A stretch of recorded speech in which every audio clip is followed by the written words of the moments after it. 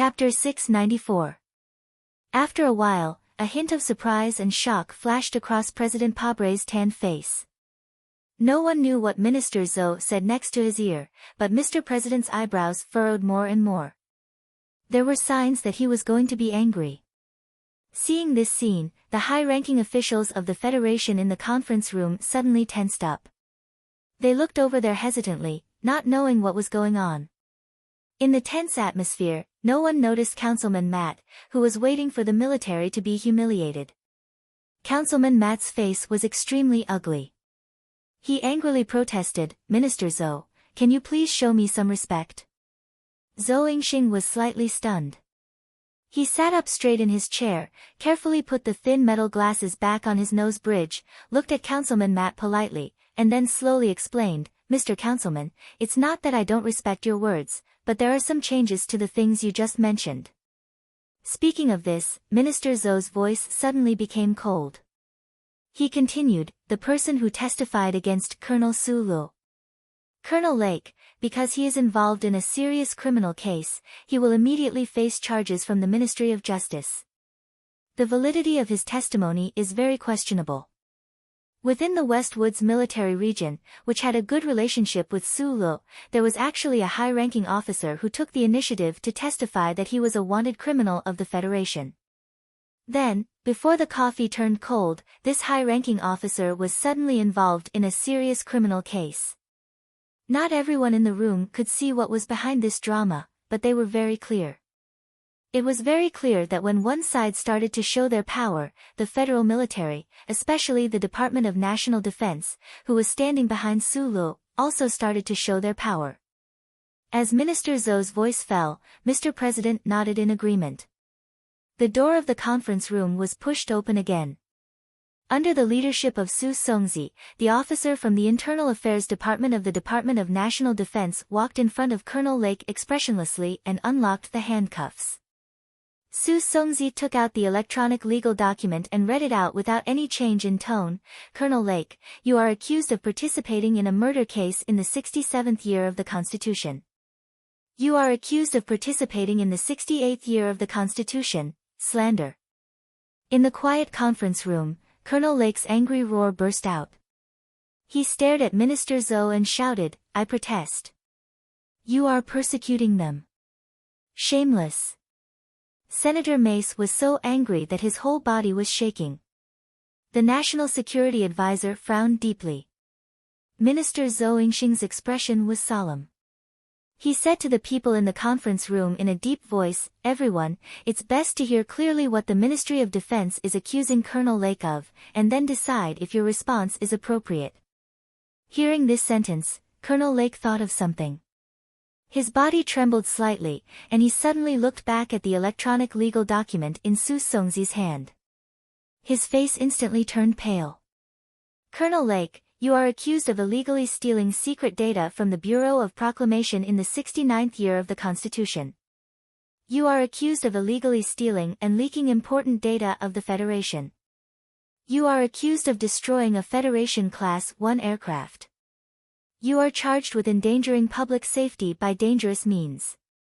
You are charged with violating the Federation's military data regulations." Colonel Lake, Judge Su Songzi closed the electronic document and stared blankly at Colonel Lake, who was tightly handcuffed. She slowly said, "I will accuse you of intending to subvert the Federation. I will accuse you of collaborating with the enemy. I will accuse you of betraying the country. I will accuse you of murdering the commander of the Federation's Westwoods military region, Zhong Shouhu, and his wife, as well as 1372 Federation soldiers on board in the 70th year of the Constitution. I will ask the military court to sentence you to 7 death sentences, to be executed by shooting."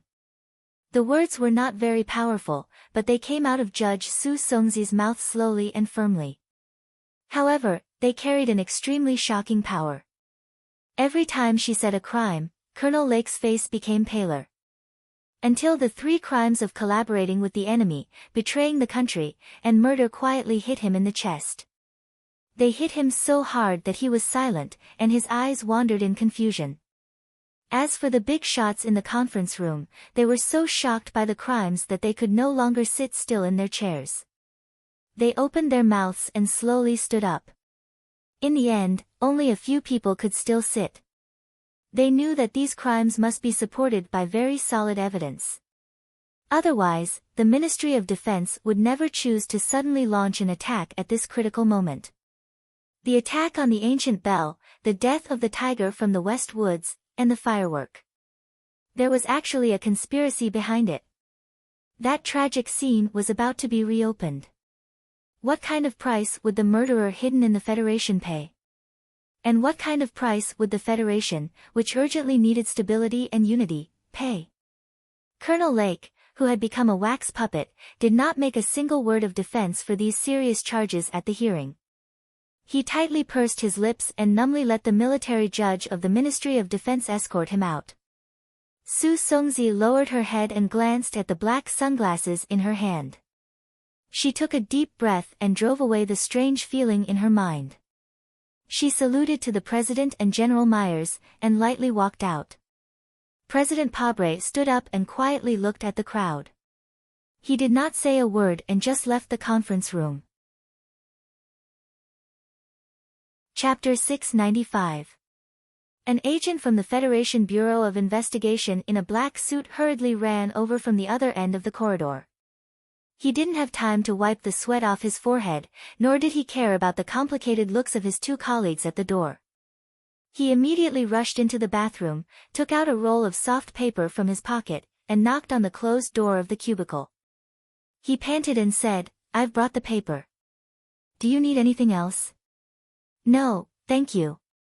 A hand reached out from the cubicle, took the roll of paper, and closed the door again. The agent from the Federation Bureau of Investigation finally had time to take off his tie, wipe the sweat off his forehead, and calmed his anxious breathing as he slowly walked out of the bathroom. Hearing the light knocking sound from time to time in the bathroom, the agent guarding the door frowned and asked, "There shouldn't be a problem, right? Don't worry too much." The agent took off his black suit and opened his collar. He shook his head and replied, "If he wanted to escape, how could we stop him?" "Then what was that sound?" The agent crumpled his black suit into a ball and put it under his armpit. He tilted his head and listened carefully for a long time. He said in confusion, "It seems to be a roll of paper hitting the door. What I don't understand is why the colonel is still used to using a roll of paper in the bathroom," another agent said with a shrug. Sulu sat on the toilet for a long time. The cold white porcelain had warmed up, but his heart was still as cold as ever. There was a famous line that was very suitable to describe his feelings at the moment: "What a fucking shit life." Of course, there was no shit here. Squinting his eyes, he threw the roll of paper at the door in boredom. Watching it bounce back in a way that didn't conform to the laws of physics, his right hand reached out as fast as lightning. No matter where the roll of paper tried to fly, it couldn't escape from his 5 fingers. The day before yesterday, he was a hero of the Federation. Today, he was a wanted criminal of the Federation. This difference didn't make him feel too uneasy. What really made his mood worse was that in order to deal with the big shots, he had to expose Colonel Lake in advance. Shi Qinghai was the first to raise questions about the internal affairs of the West Woods military district. With the help of the central computer, Sulu slowly got closer to the truth and found out the sinister and despicable role played by Colonel Lake. Shocked and angry, Sulu had prepared a battlefield punishment for Colonel Lake in his plan. According to the punishment customs of the army for betrayers, whether Colonel Lake was sentenced to death or life imprisonment, it would probably be a kind of relief. In the plan, Colonel Lake was supposed to be the last one to be exposed. Now that he was exposed ahead of time, even if he was still alive, the rest of the clues would be cut off. Due to the uncertainty of the future, the faint uneasiness of the verdict, and the 2 reasons regarding Colonel Lake, Su Li's mood was somewhat low. Treasure fish soup, it's not very accurate to call it soup. The half in your right hand is raw, dipped in mustard sauce, and the other half has fatty skin. We've prepared white soup to simmer. It should taste good. The Federation Investigation Bureau agent in charge of taking care of Su Li's daily meals was now dressed in a black suit. He introduced the dishes for lunch in a serious manner. His tone and attire made him look like a waiter in a restaurant. Su Li didn't have much of a reaction. He used the tip of his chopsticks to pick up the thin, translucent piece of fish. He felt the tenderness inside and directly put it in the mustard sauce to wrap it in a big circle. Then he put it in his mouth and chewed until his veins popped out. He was sweating profusely and his eyes were gradually bloodshot. "Do you want some wine?" The agent at the table was shocked by his silent but slightly arrogant expression. He subconsciously murmured, "It should taste good with some highly pure white wine." Su Li shook his head and used the fastest speed to finish the crispy fish slices in front of him. Then he picked up the wash basin-like noodle bowl in front of him and used his long chopsticks to stir the noodles. He quickly stuffed the plain noodles with bright peppers into his mouth and mixed them with the soup. The sound of the noodles slurping filled the entire restaurant. The bowl of noodles was eaten with a sense of heroism. The Federation Investigation Bureau staff stared at the table in a daze. Looking at this important prisoner, they couldn't understand how Colonel Su Li could still have such a good appetite in such a tense situation. Su Li put down the bowl as if he had completed a mission that he had to complete. There was no satisfaction on his face. He suddenly asked, "Have you been on the battlefield?" "No." The Federation Investigation Bureau agent shrugged. He didn't understand why he suddenly asked this question. "I've been on the front lines." Su Li suddenly smiled and looked at him as he said this. The agent thought to himself, "The entire Federation knows, and they've all seen how you were on the front lines, so this is a useless question." Su Li seemed to be deep in thought. He frowned and continued, "After the 65th year of the constitutional era, the logistics of the Department of National Defense entered the best period in history. But as you know, on the battlefield, who can guarantee that all the supplies will arrive on time? That's impossible. In the heat of battle, it's very common for food supplies to be cut off. At that time, ammunition is much more important than compressed biscuits." He lowered his head and looked at the few sticky strands of noodles left in the bowl. He looked at the fish head that was just beginning to bleed on the delicate porcelain plate and said, "So when we can eat, we try to fill ourselves up as much as possible. As long as it doesn't affect our movements, we should fill our stomachs with as much as we can. My personal habit is to bring compressed energy bars, but that's another story." He tilted his head slightly. Thinking about that annoying feeling of hunger after every mecha battle, he couldn't help but laugh. There's also the problem of going to the toilet. He looked at the agent and said very seriously, "There are toilets in the base, but not on the battlefield. It's even more impossible to have self-cleaning nozzles. Chrysanthemum brand men's personal perfume, it's already good to have a roll of toilet paper. You should know that we often take the uniforms of the Empire's corpses to wipe our butts. The 13th floor once said, the uniforms of the Imperial Expeditionary Force's Snow Armored Brigade are the most comfortable to wipe our butts with." "Colonel, what are you trying to say?" The agent looked at him curiously. For a young employee like him who had just entered the Federation Investigation Bureau, Su Li in front of him was a legend they worshipped. Even though he was currently under investigation and might become a prisoner, that dizzying sense of legend still existed. So he was very curious as to why Colonel Su Li would be interested in talking about something that seemed completely unrelated after dinner. "What I want to say is, war, the battlefield, comrades, troops, the influence these things have on a person." Su Li's eyebrows gradually furrowed, and he said slowly, as if unwilling to recall the past, "On the battlefield, the last thing I want to do is count the number of people. Yes, our 17th Division, starting from the old division, is best at eliminating the enemy while escaping. It's called preserving the strength of the living to better attack the Empire's people, but everyone knows that it's because we're afraid of death. But no matter how afraid we are of death, there will always be people who die.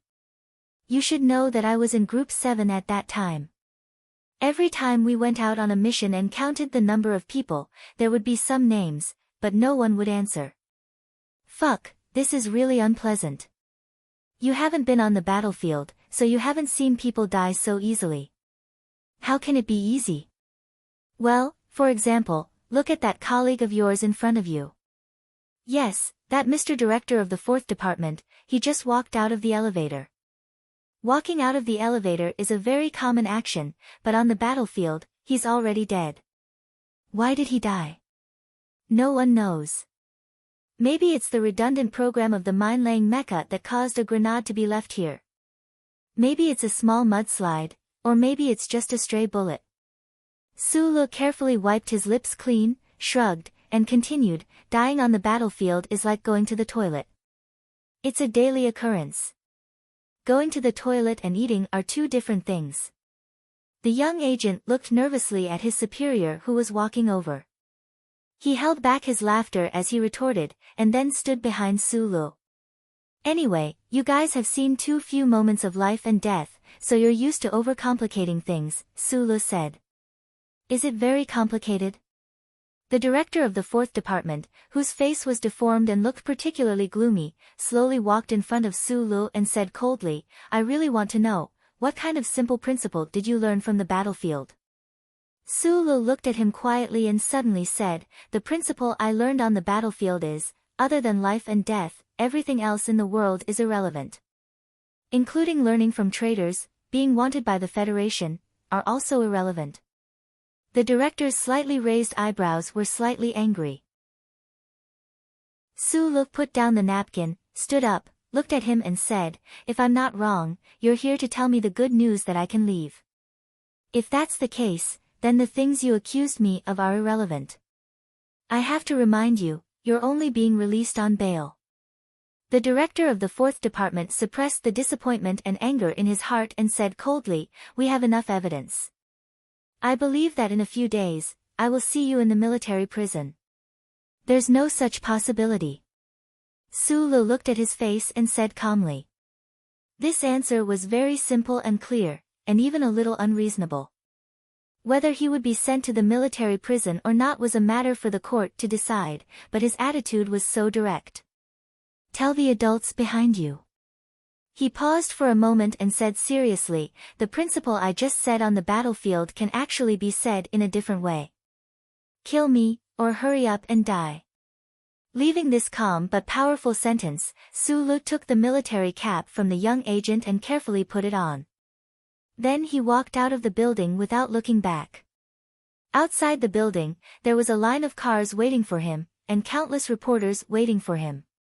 Under the deliberate arrangement of some people, the news media of the Federation had already heard the news. Once this incident was exposed, the entire Federation would fall into an unbelievable state of shock. After that, what kind of complicated emotions would be projected in the eyes of the people who originally saw Sulu as a disciple and a hero? He, who was accused of being wanted by the Federation, was temporarily released on bail and gained a few precious moments of freedom. The important people standing on the other side almost immediately began to destroy all possibilities of his freedom. Chapter 696. The building belonged to the Bureau of Investigation of the Federation. The automatic revolving door on the ground floor was magnificent. Sulu stood behind the door and looked at the falling snowflakes outside the glass. The reporters who were stopped outside the cordon were so excited that their facial features were distorted. They slowly stopped in their tracks, and a complicated expression appeared in their eyes. Crawling into the mine, climbing onto the broken car, breathing rapidly, the dark walls of the alley, and the dirty underground water, he escaped from Donglin and came to the capital ring. From then on, he hid his identity as a wanted criminal and lived in silence. However, he never forgot about this matter. For him, the identity of a fugitive and his mentality of isolation had always played a role in places that he did not even notice. For example, at this moment, looking at the emotional reporters outside the door, looking at the cold snowflakes, and looking at the Emperor of the Imperium, he actually wanted to retreat. This was not the front line. Gu Shifeng and the other team members were not behind him, and He Lei and the other military officers were not beside him. The world outside the door was shocked, and the sky was filled with snow, but he was alone. I thought about what you said just now. I feel that I should sign up and join the army. The young agent from the Bureau of Investigation of the Federation draped a dark green military coat over his shoulders and said seriously, but I don't know how to go through this process. Sulu came back to his senses. He lowered his head and fastened the collar of his military coat. He replied seriously, the Department of Defense has a special recruitment program. A government official with professional skills like yours will be at least a second lieutenant. The young agent smiled gently. He nodded and saluted. He walked to the door and blocked the sensor with his hand, making the expensive revolving door turn. He said to him, "Understood. Take care." Sulu shrugged and walked out. Instantly, snowflakes and coldness hit his face, making him subconsciously tighten his collar. Then, countless dazzling flashes and sharp interrogations suppressed the flying snowflakes and coldness and hit his cheeks violently. He could not help but narrow his eyes. It was not the narrowing of his eyes when he wanted to explode or kill, but the narrowing of his eyes when he wanted to escape. But why did he want to escape? The uncle was the Federation's most wanted criminal. He was a traitor, and this was a suspicious matter. So what if he was a wanted criminal of the Federation? Back then, when Colonel Lake, who was wearing sunglasses, pointed a gun at his forehead, he had inexplicably started to flee. He had not done anything wrong. Thinking about that, Sulu frowned and tried to open his eyes. Looking at the dazzling lights in front of him, he took 3 deep breaths and calmly walked forward. Slightly lowering his head, he prepared to say a few words to the dense microphones. He did not want to argue with the reporters, but he wanted to say a few words to the people of the Federation who cared about him. Just as he was about to carry out such a naive response, hundreds of burly men in dark-colored tight-fitting combat suits suddenly appeared out of nowhere. These burly men wearing sunglasses with cold faces controlled the situation as soon as they appeared. They blocked the reporters, who were about to go crazy, behind them. At the same time, they protected Sulu and quickly left from the side of the stone steps. These burly men's movements were very clean and neat. They looked like professionally trained soldiers. Sulu quickly recognized their identities from the Black Eagle on their epaulets. Naturally, he guessed who arranged this. The Black Eagle Company, one of the 3 major security companies of the Federation, had always been the private property of the Tai family. The spacious black car was as warm as spring. The wind, snow, and noise of the outside world were completely isolated. Under the precise guidance and control of the Black Eagle Company, no media broadcast vehicles of the Federation could keep up with their motorcade. Even the 3 helicopters in the sky responsible for the live broadcast were forced to land under the obstruction of the Black Eagle Company's combat helicopters. It's a big scene. Sulu took off his military coat, looked at the thin young man leaning against the window and said, "Did Madam agree with you doing this?" "Mother didn't agree with many of your methods, but since there was a conspiracy behind the explosion of the ancient bell, she naturally wouldn't allow those people to get rid of you too quickly." Tai Ziyuan was holding a glass of wine with no more than 20 degrees in his hand. He leaned against the window tiredly and looked at him and said, "This has nothing to do with interests, it's only about balance. After all, the old man is old, and the family is counting on you to be able to withstand the pressure of those crazy people in the future." Sulu shrugged and looked at the other corner of the car. Zhou Yu, wearing a red fox fur coat, was leaning against the leather seat. Her black hair was simply tied up, with a plain-colored silk flower braid. It was particularly eye-catching when matched with the flame-like coat. "Be careful of the HTD Bureau," he said. Zhou Yu didn't care about him at all. Her beautiful and charming eyes kept looking out of the window, and the flying snow flashed quickly in her crystal-clear eyes. The atmosphere in the black car was a bit strange. Tai Ziyuan and Zhou Yu had been sitting at opposite ends of the chair, looking out of different windows. They didn't talk, only silence. Because of the past of the Crown Prince's concubine selection, and because of the past of being deskmates in primary school, this strange atmosphere was easy to understand, but Sulu could accept it. After a moment of silence, he said with a smile, "You haven't seen each other for a long time, but you're sitting together because of me. Should I feel honored?" Tai Ziyuan smiled and took a sip of the wine, but Zhou Yu looked at him coldly. Sulu shrugged innocently, looked at the female military judge in the co-pilot seat, and said with a smile, "I heard from lawyer Xiao that you got married last year. Can I find a chance to make up for the wedding gift?" Su Songzi, who had been busy with the relevant judicial procedures, heard this and looked back at him in surprise. Zhou Yu could no longer maintain her current lazy posture. She sat up straight and stared into his eyes in a daze. With a trace of coldness, she murmured, "You're really crazy. Get your facts straight. You're now a fugitive wanted by the president and 30 million Federation coins. You're not the guy in the documentary. You can be taken back to jail at any time, and in the next moment, your reputation can be ruined. In the end, you're still worried about how long it's been since I saw that sickly person, and, worried about, what wedding gift?" Zhou Yu stared into his eyes in a daze. She became more and more agitated and shouted, "You're an idiot." It turned out that the so-called biting cold strength was the strength of a shrew who didn't swear. Once the woman in red started to swear, then she was just a very beautiful young shrew. Su Lu looked at her by the window and smiled. When he thought of this, his heart and body felt very warm. He cast a comforting look at the sickly person, then gently patted her shoulder and said, "It's okay. It's okay."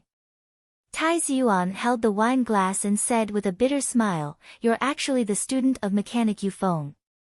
He's the most wanted fugitive of the Federation, the most notorious traitor in history. How can this be a small matter? I believe that just today, who knows how many people in the Federation will be scared to death by this matter. At least I was scared, and it's obvious that Yuzi was scared too.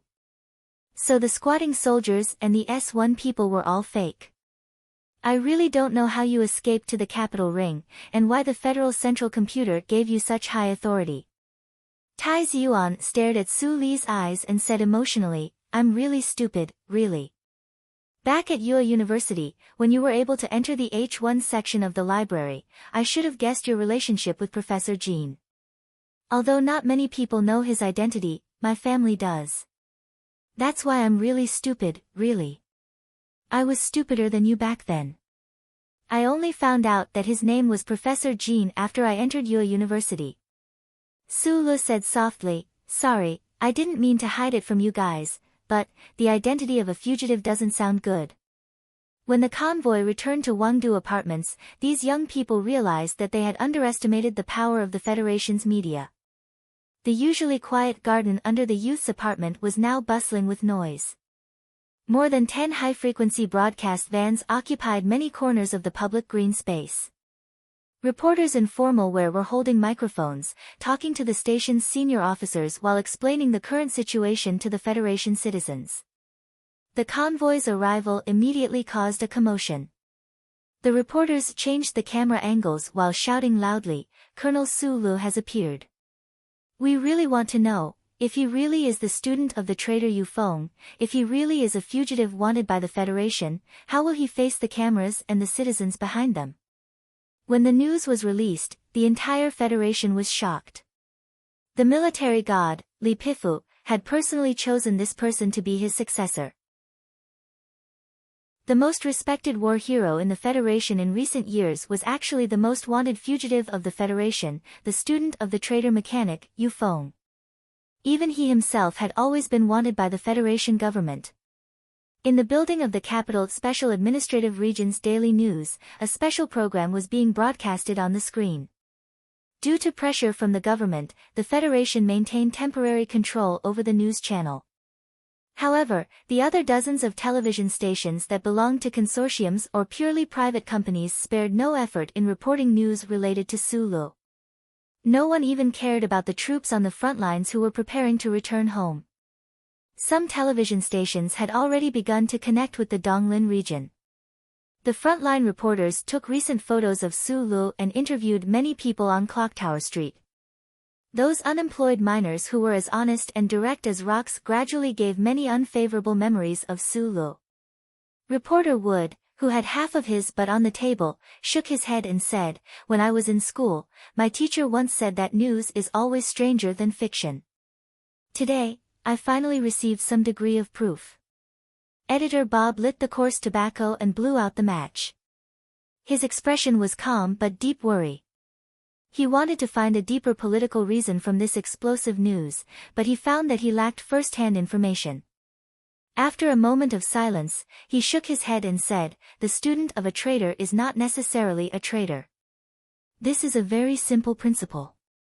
I don't understand why the Federation is so agitated. Because this is a topic of discussion. When it comes to things like anti-heroism, many people are easily agitated and even angry." Wood shrugged and rubbed his knees that were still sore. He said, "What do you say in terms of law? The people won't agree. I really want to know how this matter will develop." Editor Bob's gaze pierced through the smoke and fell on the young colonel who had just gotten out of the black car on the TV screen. At this moment, the office door was pushed open and a middle-aged military officer walked in. He looked at the two surprised people and said with a smile, "Hello, I would like to book an interview on behalf of someone. Please forgive me if it's a little abrupt." Reporter Wood asked doubtfully, "Interview? May I ask who you are?" "Let me introduce myself. I am Han Xiaodong. I am now in charge of the 3 extras of the logistics department of the 1st Military Region," the officer said politely. It sounded like a very ordinary department, but it made Editor Bob stand up in shock. As a senior media person, he certainly knew that the so-called 3 extras were actually a specialized organization in charge of Philadelphia in recent years. The editor took down the coarse tobacco and asked in disbelief, "We want to interview the marshal?" Chapter 697. Snowflakes continued to fall from the lunar eclipse signboard. Wearing a thick black windbreaker, Chief Editor Bob and Reporter Wood rushed out of the door against the wind and snow. Under the astonished gazes of their colleagues, they got into the dark green military vehicle. The military vehicle headed to the military airport in the southern suburbs of the capital. In the car, Wood glanced at the thin cigarette in Bob's mouth and felt the confusion and shock in the other's heart. He shrugged and asked, "Have you seen the military god before?" "Many years ago, at the funeral of the old president, I saw him from afar." Chief Editor Bob looked at the rapidly passing snowflakes outside the car window. He frowned deeply and took a deep puff of the cigarette. Suddenly, he realized that because he was in a hurry, he took the wrong pack of women's mints. He cursed under his breath and snapped the thin cigarette between his fingers. Subconsciously, he twisted the cigarette into shreds that danced in the air. "You are very nervous." Wood rubbed his sore knees, stared at the shreds of tobacco falling between the chief editor's fingers, and said in disbelief, "I never thought that the most famous calm and even cold chief editor of the Federation would be nervous before an interview. You have interviewed 3 presidents before and after. Why do you care about this? The president is often interviewed, but the general has not been interviewed since he returned to Philadelphia." Chief Editor Bob waved his fingers and retorted. After a pause, he laughed self-deprecatingly and continued, "Well, this is all fake. I am just nervous. When I was in the journalism department of Capital University, I interviewed the then Minister of Defense, but what is this? I still remember that year, the Capital Student Union and the Veterans Association jointly held a demonstration. In the end, there was an idiot from the S2 oil mixture laboratory who burned the general's portrait. Oh, at that time, the general was not the general, but a teacher. Just like Su Lu now, he was a war hero and idol that the Federation focused on cultivating. That idiot was angrily beaten into a pig's head by our students and the veteran in the wheelchair." Editor-in-Chief Bob laughed out loud. He didn't care about the shaking of the high-speed vehicle at all. With a trace of reminiscence and a trace of indescribable emotion, he narrowed his eyes and said emotionally, "You don't understand what the marshal means to us people in the 20s and 30s. As a journalist who needs to maintain an independent spirit the most, I shouldn't worship anyone. But just now, when the officer said that we could interview the marshal, I realized that I've been secretly worshipping him since college, like a fanatical groupie." Wood shrugged, took out a Blue River cigarette, lit it, and said, "Isn't the whole Federation like this? But have you ever wondered why the general arranged this interview at this time?" Bob slightly frowned and looked out the window at the military airport building and the aircraft hidden in the building that were getting closer and closer. He said, "I also feel that this matter is a bit strange. Maybe it has something to do with what happened to Sulu today. The whistling air blew on the tarmac for 9 days. The powerful driving force drove the high-speed aircraft to instantly tear through the cold winter sky and flew in the direction of Philadelphia. After a short 10 minutes, the two famous reporters who only had time to bring simple interview equipment and even forgot to bring professional cameras arrived at the most famous lakeside manor in the Federation. The security measures in the lees of Philadelphia were extremely tight. The direct security forces of the 1st Military Region of the Federation were scattered around the building. The strong elite soldiers vigilantly watched any movement with sharp eyes. Whether it was the silent frogs in the fields or the fish in the pool that became lazier and lazier due to the cold, they could feel a tense atmosphere that was completely different from the past permeating and eroding around the manor. As a fanatical admirer, I have traveled to Philadelphia twice, and I also learned about the structure of the Lee's Manor through periodicals. The winter here is much warmer than the capital, especially this lake. Don't think that the blue water is clear and cold. In fact, it is mixed with a lot of mountain hot springs, and the temperature of the water is very pleasant." Chief Editor Bob and reporter Wood followed Officer Han Xiaodong and received a strict security check. They walked into the manor, and the tense scene they saw along the way made them feel inexplicably nervous. In order to dispel this uneasiness, the chief editor began to explain everything to Wood in a hoarse voice. "Please come in, I won't accompany you. When you come out, I will wait for you outside." Han Xiaodong took the two reporters to a house and left with a smile. Before he left, he explained, "The room behind the door is temporarily within the scope of the Federation's data confidentiality regulations. I don't have the authority to enter." "What kind of secret is inside?" Bob and Wood looked doubtfully at the closed wooden door in front of them. In front of them was a smooth, dark, and expensive wood floor. They hesitated whether they should step on it. After all, this was the best, most persistent, and most daring news partner in the Federation. In the end, they stepped on it and slowly opened the door with unprecedented nervousness.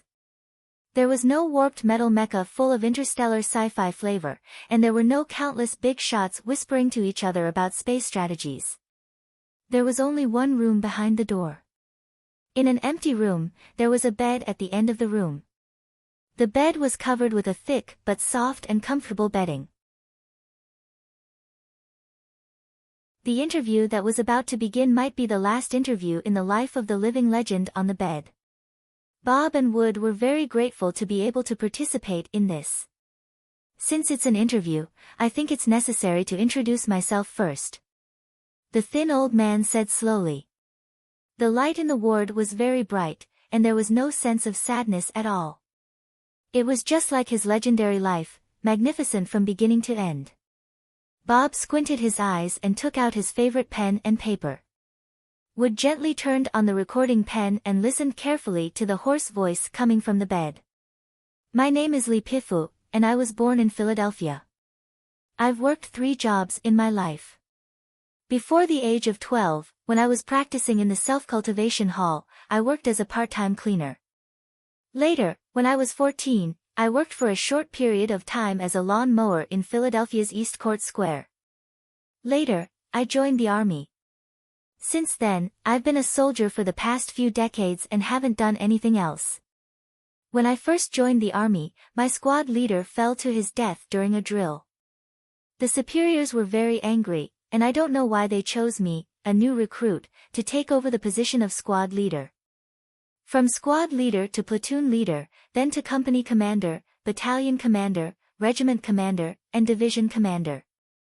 In the end, I was promoted very quickly in the army. I've never been a deputy, nor have I been a brigade commander or an army commander. Speaking of only having worked 3 jobs, 10 years ago, after I retired, I wanted to continue cutting grass in the East Court Square, but I was rejected by the government in the name of safety. As a veteran, I'm very dissatisfied with this. Chief Editor Bob stopped recording and looked up at the army god on the bed who was immersed in his memories. He thought with some uneasiness and sadness. Compared to Sue Lee's incident, this was a real news event, a news event that would make the whole universe sad. Chapter 698. Wangdu Youth Apartment, the core area of the news event, was surrounded by countless news media. Cameras and microphones like long guns and cannons were held in the hands of the reporters, showing off everywhere. According to the latest information from Blackhawk Security Company, several apartment buildings across the street from the youth apartment had even been rented by several major TV stations. There were already sophisticated cameras aimed at Sue Lee's room and began to take photos without stopping. With the wide sunglasses on his nose, Sue Lee, who got out of the car, had no expression on his face. The equally indifferent Zoyu looked through the dark brown lenses at the green space trampled by the reporters. Thinking of the happy pregnant life in the apartment back then, she couldn't help but curse in her heart. Colonel Sue Lee. Colonel Sue Lee. Do you have anything to explain about the accusation of the Federation Bureau of Investigation? Colonel Sue Lee, are you really from Donglin? Look here. Look here. Colonel Sue Lee. The nervous and excited reporters were like a tide beating the security personnel of Blackhawk Security Company. Sue Lee quickly walked into the building. The neighbor's little girl who was squeezed behind the crowd saw him and excitedly raised her arm to greet him, but was stopped by her mother. The mother looked at Sue Lee embarrassedly and smiled. Sue Lee couldn't help but smile back to show that he understood. They finally got rid of the reporters and rushed into the elevator. However, they did not expect that there was a male reporter who looked more symbolic quietly lying in ambush in the elevator. He quietly put the microphone under Sue Lee's chin. Colonel Sue Lee, I'm a reporter from Gangdu Financial Times. The reporter excitedly wiped his sweat and looked at him and asked, Do you have anything to explain about your relationship with the traitor Yufeng? Do you have any comments about the traitor Yufeng? The traitor Yufeng. The elevator was very quiet. Only the reporter's seemingly normal but in fact extremely vicious questions could be heard. Sue Lee's face was expressionless as he focused on the floor lights. Listening to the slight friction of the mechanical springs, Zoyu couldn't help but take off her sunglasses. Her beautiful and charming eyebrows gradually furrowed. The fragile human body kept colliding with the hard walls of the elevator. The whistling sound of the punches was accompanied by the painful cries of the reporter, such as cliché words like hindering the freedom of the press. However, the beating did not end until the reporter was bruised and swollen like an injured girl, hugging his head and crying in the corner, no longer daring to say anything. Waving her hand to stop the beating of the Blackhawk security personnel, Zoyu slightly lowered her eyes and looked at the reporter at her feet without a trace of emotion. She said, You should know me, so don't talk nonsense. Otherwise, I will report to the police that a reporter tried to molest me. The reporter from Gangdu Financial Times suddenly froze and looked at the beautiful woman in red who walked out of the elevator in fear. He couldn't get up for a long time. Media reporters were best at sniffing out the wind and then following the will of society to beat the dog when it was down. That was why he dared to interview Sue Lee so arrogantly at close range. However, he was very afraid. What would happen if he molested the daughter of the Minister of Defense? In the apartment with the curtains closed, there was a fierce and tense discussion. Everyone had different opinions about the accusations against Sue Lee, but they all agreed on one point, that this incident would bring an irreversible blow to Sue Lee. The case itself is not a problem. Su Songzi calmly looked at the case file and said, Su Lu, whose citizen number starts with DL, did not leave a biological marker, so we don't have to worry about the prosecution bringing up a biological marker comparison. Su Lu stood silently by the window, lifted a corner of the curtain and looked at the carnival of news media downstairs. He didn't know why, but his mood became unusually calm. From Su Songzi's words, he could clearly feel that people had already determined that he was the Donglin orphan fugitive, but it was not convenient to say it out loud. Don't worry about this, we can completely reject the application for a biological marker comparison. Sitting on the sofa, lawyer he stared at the screen on the workbench with a serious expression and said, they won't be stupid enough to let the Internal Affairs Department of the Ministry of Defense lead the case. They will definitely use the district procurator office. Colonel Su Lu is an active soldier, so his identity is very convenient. And the Bureau of Proclamation is not willing to provide any evidence for this accusation. Su Songzi spread his arms somewhat curiously, looked at Su Lu by the window, and continued, that is to say, the prosecution can't find any evidence at all, except for the testimony of the residents of Donglin's Zhonglo Street, but the problem is that the testimony of these witnesses is not absolutely valid. Tai Ziyuan's identity was special, so he quietly left halfway. Lawyer he quietly joined the crowd, listened to Su Songzi's words, and nodded. There can't be a jury, absolutely not. The testimony of these witnesses is useless. Lawyer he raised his head and said with a smile, appearance, voice, anything, we can give an explanation. Coincidence, all of this is a coincidence. Will anyone believe it? The law will. Let's take 10,000 steps back, even if the prosecution can convince the court to believe their accusation. After a long silence, Su Songzi looked at Su Lu and said, not to mention that you are just a wanted criminal, even if you were a murderer, according to your contributions to the Federation, according to Mr. President's character, he will pardon you.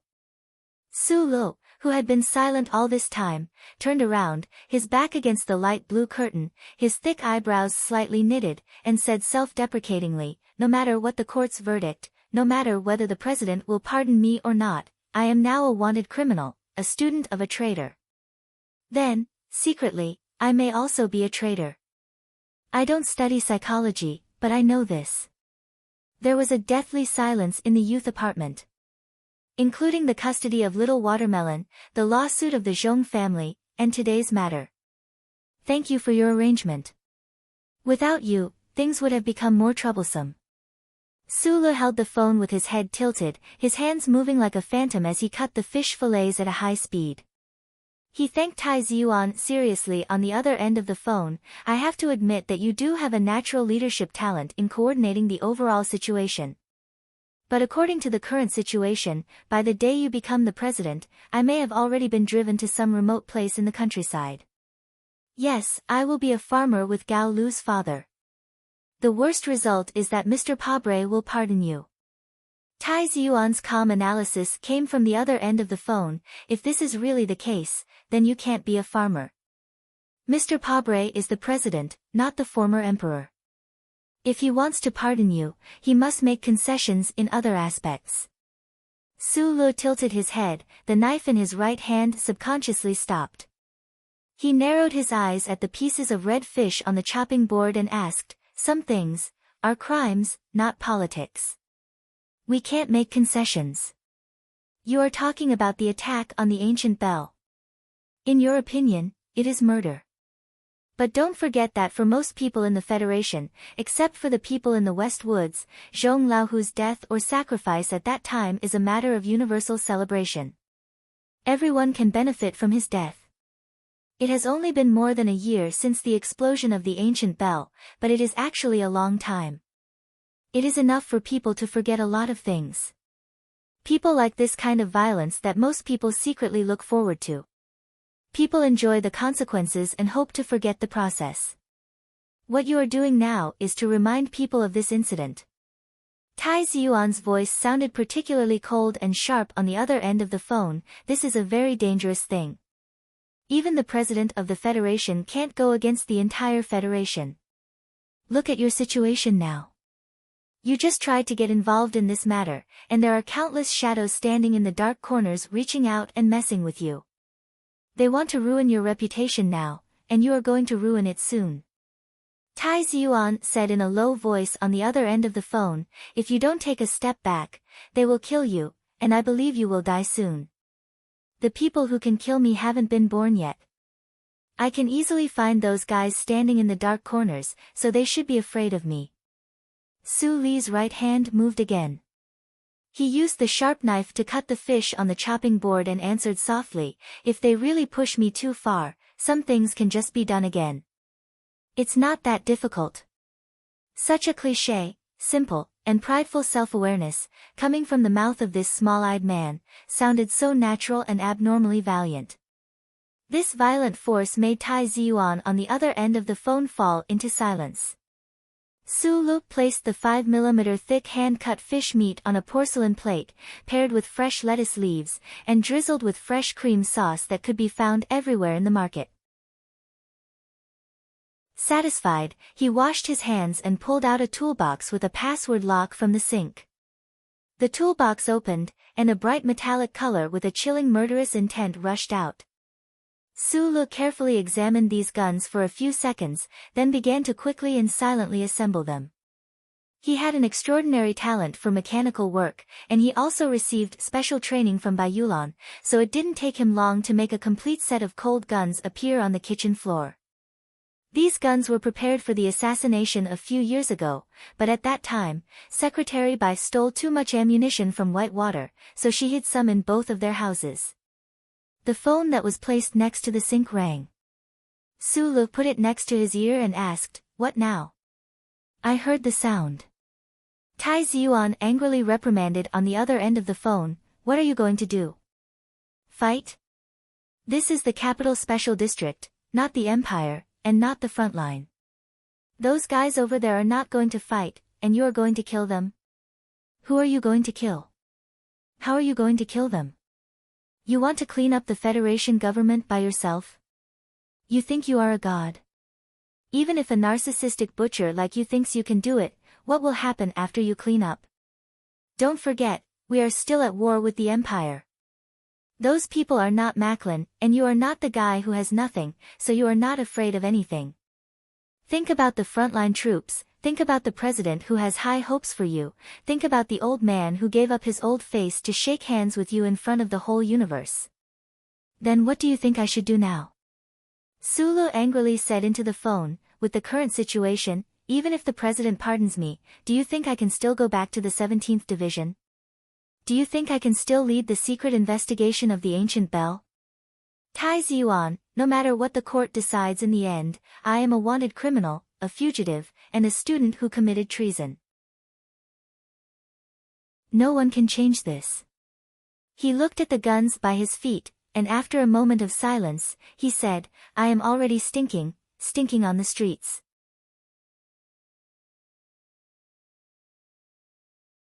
Chapter 699. You stink the streets like a pile of dog shit, so you're angry. You picked up a gun and prepared to kill. Colonel Su Lu, I need to remind you to calm down, or to be more clear-headed. How many years have you been a Federation hero? Why, now that you've suddenly become a fugitive, do you feel embarrassed? Tai Ziyuan mercilessly mocked him over the phone. You can't stand being scolded, and you feel that you're very smelly. In people's impression, you're a cold and hard rock that can't be persuaded by force or persuasion. Why have you become so sensitive now? Is it because of that documentary and those medals that you've almost forgotten your surname? Yes, I do like the feeling of being a hero. Su Lu raised his dark eyebrows and said loudly into the phone, I'm just a normal person. Who the fuck would rather be a fugitive than a hero? I was nervous when the flashing lights shone on me, but I was secretly happy. I didn't watch it on TV, but I was happy too. Why? I braced myself and did all those stupid things. Can't I be a hero? And the result? The result? I'm not even a fart. I'm still that fucking orphan on Donglin Street. That little fugitive with a dusty face. Do you know what the fucking worst thing is? The most fucking worst thing is that the fugitive uncle that you always thought was carrying a blood feud is actually a fucking traitor. Then what am I? A little traitor? Sulu laughed nervously, and then cursed softly. The two ends of the phone fell into a long silence. Only when the automatic water heater in the kitchen sounded a warning did the two young men wake up with a start. All right, I'll pretend that I can understand your current state of mind. Even at this moment, Tai Yuan still maintained the reserved and condescending attitude of the crown prince of the Tai family. But you have to calm down immediately and put away those guns. You have to admit that the situation now is different from before. At that time, Macklin was already preparing to escape, but now your enemy obviously has no intention of escaping. This means that you still have a lot of time to make a decision. At this time, Sulu had already calmed down. He quietly listened to Tai Yuan's analysis. He sighed and said, I understand. Very good. Tai Yuan said, you don't have to worry about the legal issues. I'm thinking of asking those old people from the Institute of Justice to come forward and write something about the time limit of the arrest warrant. If this can be done beautifully, then the prosecution won't be able to do anything. As for the reaction of the media and the public, I have also made arrangements. I will choose the right time to release the news that Colonel Lake is suspected of murdering Commander Zhong. In this way, the accusations against you will naturally be weakened. Sulu listened silently. He knew in his heart that if the lady in the back mountain of Macho was really willing to help him, then the current situation he was facing would definitely be effectively resolved. Thank you, he said seriously. You should thank me, Tai Yuan replied. After hanging up the phone, Sulu was in a daze for a while. Then, he kicked the box full of guns back into the sink. When he looked up, he saw that Zoyu had walked into the kitchen without him noticing. At this time, she was holding a metal fork and tasting fresh mulberry fish slices with sauce with relish. You really have the confidence to use this box of guns to clean out the Federation government? Zoyu used her index finger to lift the floating hair on her cheek. She carefully chewed the sweet and tender fish meat and vaguely joked, I know that sometimes you are very confident and arrogant, but I really didn't expect that after staying in the Empire for more than a year, you would be so arrogant to this extent. Sulu smiled and didn't say anything. He cracked 4 fake eggs into the metal bowl, poured in cornflour, and began to stir vigorously. The pale yellow egg juice spun faster and faster in front of his eyes, gradually drowning the image in his eyes. It was the highest level accurate map of the Federation. 4 locations were marked on it, representing the Vice President Byron and several other important people in the government. With the help of the Federal Central Computer, Sulu believed that if he risked his head, he might really have a chance to clean out the Federation government. After a simple dinner, under the dazzling light of the camera outside the building, Sulu began to squint his eyes and watch TV. Zoyu had returned to the Shishan compound, the lawyers had returned to their respective homes, and the security personnel of Blackhawk were all outside. He was the only one sitting alone on the sofa, looking at the complicated expressions of the news anchors on the screen, the residents of Donglin who were being interviewed, the gloomy expression of the Federation Bureau of Investigation who warned the public, and the guests who worriedly mentioned how when a Federation hero was involved with a traitor, what kind of impact would it have on the security of the Federation. He was a little tired, a little tired, a little tired, and a little unwilling. At this time, he unexpectedly received a call from Zhang Xiaomeng. Since they parted ways at the Lufeng Slope Club, the two hadn't seen each other for a long time. The scene of the conflict between the old lovers on the terrace seemed to have made the young man and woman feel relieved about each other's first love. But in fact, who could be relieved, so they rarely contacted each other, until now. I've been to the S2 cemetery. I heard that you and Shi Qinghai both went there the next day. It's a pity that we didn't meet. I know that you're in charge of some work now. Pay attention to your safety. Because the phone could be easily monitored, Sulu explained that Zhang Xiaomeng was in charge of the intelligence work of Green Dragon Mountain. He frowned and said, Green Dragon Mountain is increasingly marginalized. I'm worried that your committee will go crazy. I saw the news. Zhang Xiaomeng was silent for a long time on the other end of the phone. Maybe she pushed her black-rimmed glasses, or she gently pinched the devil horn hidden in the drawer. At that time in school, I always felt that I carried a lot of secrets and a lot of pressure, so I had enough reasons to convince myself that some things were not the most important. Only now do I know that you, a quiet but optimistic auditing student, were actually also bearing such a huge amount of pressure. I was carrying it, so I could hurt you. You were carrying it, but I still hurt you. Zhang Xiaomeng's voice was a little sad and a little muffled. Everyone in the Federation who saw the news today will have their own thoughts, but I only saw you, who needed warmth the most, and ended up being cold to me. I'm a little regretful. Su Le held the phone and was silent for a long time. His body was straight, as if he was standing right in front of her. Suddenly, he smiled and said gently, "Dear, we're still young. It's not too late to regret." Later in the night, Jian Shui sent a video message. The federal forces that had invaded the mainland of the empire were carrying out battlefield rotation work. The Iron 7th Division and the new 17th Division, the two units that had taken on the most important tasks in the first phase of the war, were ordered to return to the capital ring to rest and reorganize. Jian Shui, the Federal Fleet's Airborne Brigade, was also resting and reorganizing. The former national idol, now a beautiful female officer, was on the long journey home. Before today, only a few people in the Federation knew about Su Li's secret, the old man, Lady Tai, and of course, Jian Shui, as the uncle's biological daughter, was the one who knew the story the best. In the video message, Jian Shui, whose beautiful face had 2 traces of oil stains, looked particularly attractive. She did not comfort Su Lu. Instead, she joked about the rapid decline of his reputation with a calm and amused attitude. At the end of the message, she inconspicuously mentioned what would happen if she were in his shoes. After watching the video, Su Lu could not help but frown and laugh self-deprecatingly.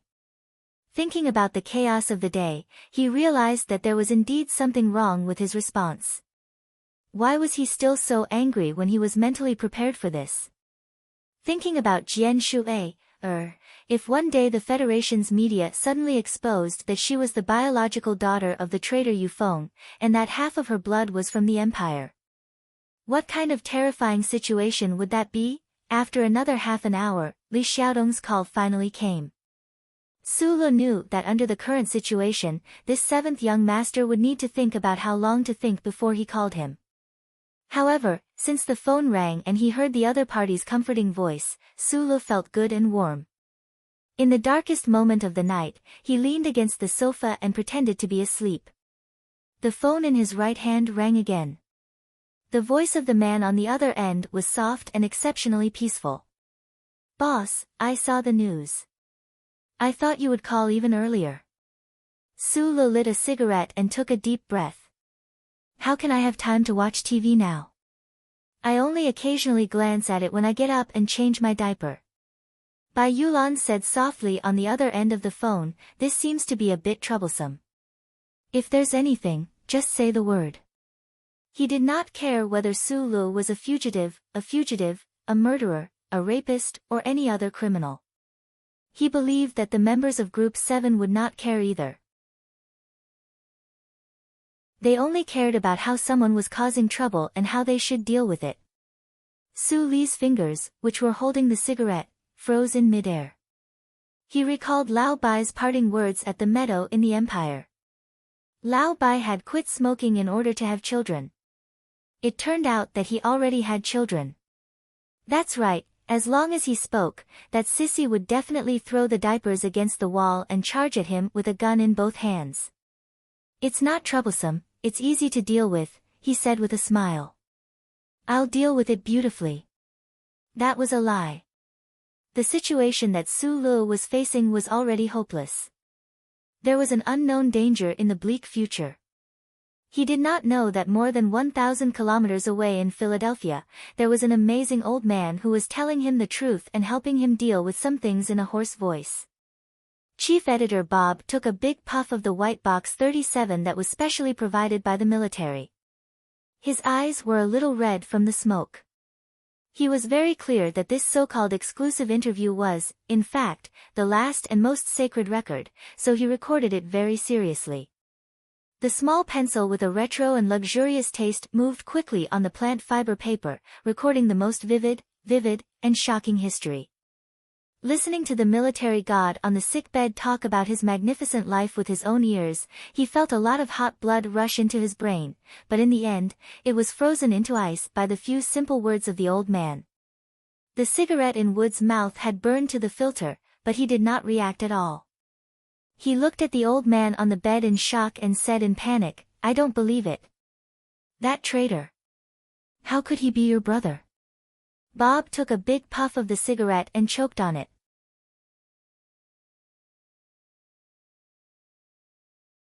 Chapter 700. After a long time, Chief Editor Bob finally managed to control his coughing. His face was red, and his fingers trembled slightly as he crushed the remaining half of the cigarette into the ashtray. He said hoarsely, "Marshall, if you insist on putting this story in, I refuse to publish it. At least, I refuse to publish it." The old man on the bed had reached the weakest period of his life. There should not be any smoke in the room, but Bob and Wood still could not hold back. They tore open the white box and began to smoke one cigarette after another as if they were burning their spirit. The so-called final interview was for the old man on the bed to write a description of the military flag that covered the heavy black coffin. The two reporters could not bear the heavy burden of responsibility, especially after hearing this story. This kind of thing had political risks, but for Bob, he rarely thought about such things. Otherwise, he would not have made such a strong accusation against Senator Macklin. However, he had to consider his own feelings. His feelings did not allow him to write about the abnormally dark things in the old man's final interview. Li Pifu half leaned against the headboard tiredly. The dark brown spots on his face did not have much luster, like plants that were severely dehydrated. It gave people the feeling that they would turn into dust and be blown away by the wind at any moment. However, the old man's face always had a calm smile.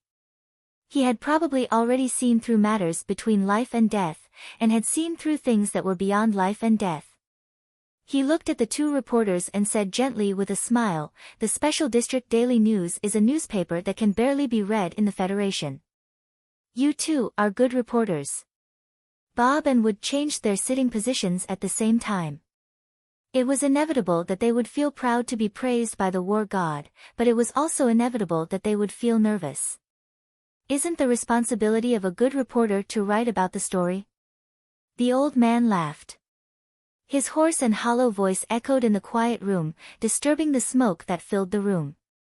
The most famous mechanic who committed treason in the Federation's 37th constitutional history. He is indeed my blood brother. Why can't I write this down? Bob leaned to the left of the chair and rested his chin on his two fingers. After a long silence, he suddenly said, "You insist on recording this matter that no one knows about. Is it because you want to share the burden of Colonel Sulu?" The old man's hand, which was as old as the dry roots of a tree, rested on the snow-white bedding quietly. He could barely feel the flow of life in his veins. The old man smiled and replied softly, "I've been given too much honor by the people of the Federation in my life, but I've been hiding many things from them. When I'm about to die, I always feel that I owe them something. Besides that, there's also the reason that you've guessed. A young man as good as Sulu shouldn't be burdened by the vulgar stories of the seniors. The Federation needs him. No, to be more precise, you will need him very much in the future. So, you're willing to pour dirty water on yourself to reduce the degree of distrust the entire Federation has for Colonel Sulu?" Bob raised the pencil in his right hand and looked at the old man on the bed seriously. Intense coughs burst out from the old body at the head of the bed, like a 1,000-year-old clock that was blown by the wind of time and hummed non-stop. The old man raised his arm with difficulty and wiped away the white foam on his lips. He continued, "I just want the Federation to understand one thing. The brother of a traitor is not necessarily a traitor. Then, as the student of a traitor, Sulu is naturally not a traitor. But if the people become even more furious and fanatical because of this story and even vent their anger on Colonel Sulu, won't your wish be realized? I believe that the people of the Federation will believe me, the old man said. 2 simple words of believe represented the decades of history between him and this space zone that no one dared to doubt. Bob was stunned for a moment. Then, he nodded slightly and stared at the pencil in his hand for a long time. Then, he raised his head and said seriously, I promise you that I will include every word of your story and your brother's story in the interview. Thank you. Lord Marshal, regarding this interview, can you include some things that the people are very interested in? Chief Editor Bob lit up another white box of Sanchi and put the small square notebook on his knees. He asked, for example, your hobbies, your personality, your retirement life, when were you the happiest and the saddest in all these years?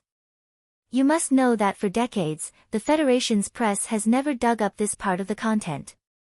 Tens of billions of people in East Forest, West Forest, and Upper Forest have been curious about it for their entire lives. Me? I'm a boring guy who has nothing to write about. The old man rubbed his chest and laughed hoarsely. And I have a very bad temper.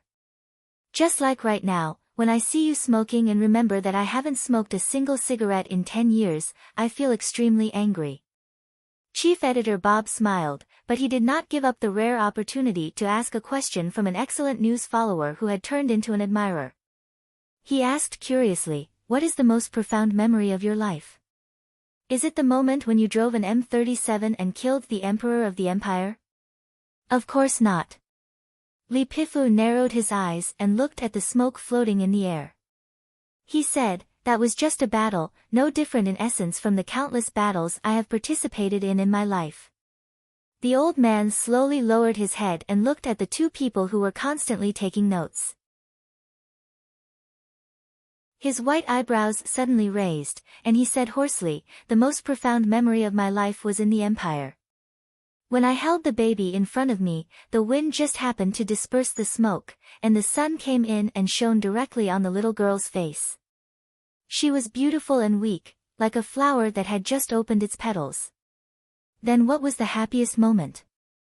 Bob looked at the old man curiously and continued to ask, was it the final victory of the Second World War, or the day you took off the marshal's uniform and officially retired? The Federation's marshal is a job that can't be happy at all. The old man rubbed his loose cheeks and said with deep regret, I thought I would be happy when I retired, but in the end, I can't be happy.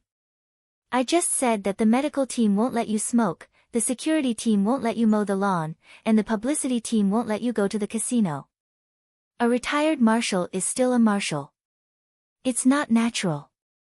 Maybe in the future, I will be free forever. A self-deprecating smile appeared on the old face as the god of war Li Pifu said in a low voice. It was like he was talking to himself, but it was also like some kind of hypnotic spell. Gradually, his eyes closed. The alarm sounded, and the glass wall on the side suddenly closed. The medical experts with serious expressions held the physiological data screen and rushed over at high speed. The senior military generals who reacted slower widened their eyes. The director of the Army General Hospital who reacted the fastest rushed to the bedside with a face full of horror. He subconsciously reached out his hand to touch the old man's neck. At this moment, the old and tired eyes suddenly opened. After a flash of light, it was full of calmness and faint mockery. The people who rushed into the ward were instantly stunned.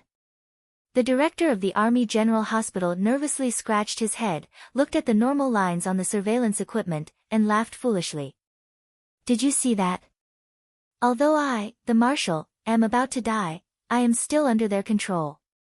Li Pifu looked at the 2 dumbfounded reporters and said with a smile, they are the best at using all kinds of lies to deceive me. They clearly said that it was a one-way surveillance and that they were looking at me, but in the end? They have been watching me the entire time, and they have to pretend that they are not looking at me.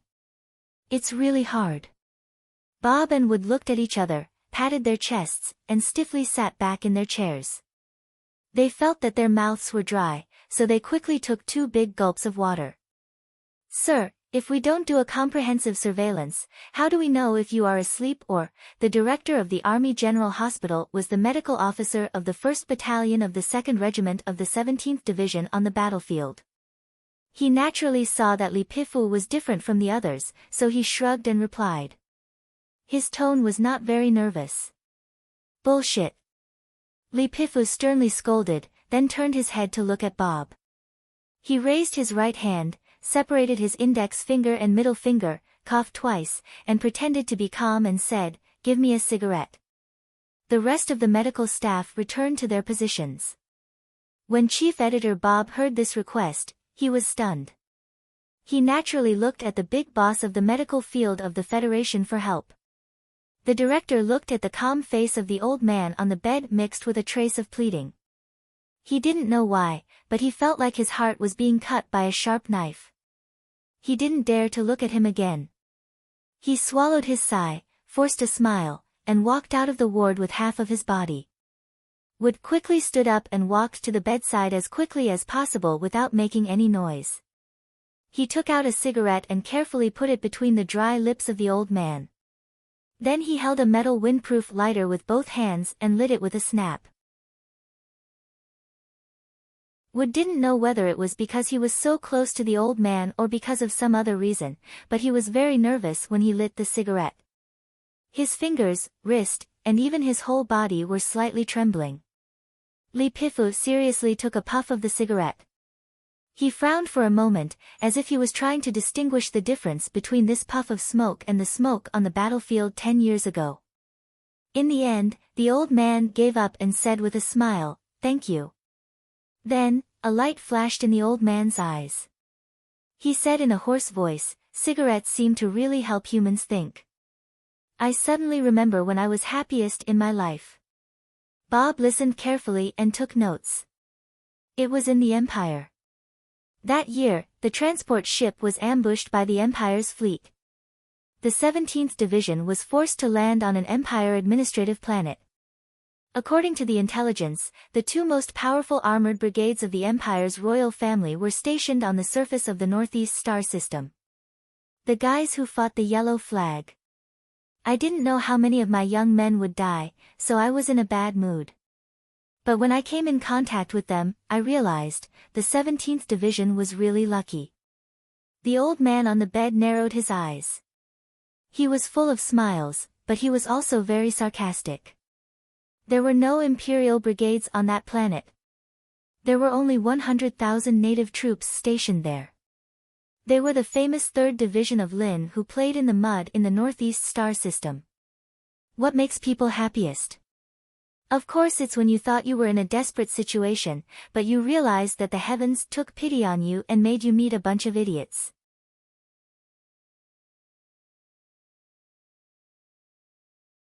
Chapter 701. Teleporting from the snow-filled capital special district to Philadelphia, where there were hot springs, to conduct the last interview of the Federation's God of War. Even for people like Bob and Wood, who had personally witnessed countless major events in the Federation, it was very abrupt and shocking. And the interview also ended very suddenly. The weak old man on the bed finished smoking a cigarette, said thank you, and then said goodbye. The 2 of them were politely asked to leave the room. Standing in the shadow of the locust tree in the courtyard, looking up at the moon in the sky and feeling the slightly cold wind blowing in their faces, Bob and Wood continued to be in a daze. Then, they lit up their cigarettes almost at the same time. They had smoked too many cigarettes tonight, so their mouths were full of bitterness. 2 lieutenant colonels of the Ministry of National Defense's publicity department had been waiting in the courtyard and had a conversation with the 2 reporters. Then, the news director of the presidential residence, who had just arrived in Philadelphia on flight number 1, also came forward nervously, lowered his voice, and asked about the relevant situation. He also asked for a review in advance. Chief Editor Bob did not hesitate to reject the request of the news director of the presidential residence. With his current status in the Federation's news industry, plus his good personal relationship with President Pabre, and more importantly, he had adhered to the professional code of conduct for half of his life, this kind of rejection was natural. Although I believe that the Federation's people's respect for the general will not be shaken by this interview, as the author, we are very likely to be glared at by the public. Wood took a deep drag on his cigarette and said in a deep voice, I'm more worried that the press will be thrown countless baskets of rotten fruit. The professional demonstrators of the Veterans Association are not easy to deal with. Don't worry about this. Call the secretary and ask him to check the night flight. We must rush this interview out tonight. Chief Editor Bob wanted to throw away the cigarette but he found that the Lee family's courtyard was very clean and tidy. He couldn't find a suitable corner to destroy the cigarette butt. He had to put it out with the tip of his shoe and pinched it between his fingers. Why are you in such a hurry? I think we should at least let the editorial board take a look, Wood asked in surprise. It's too late.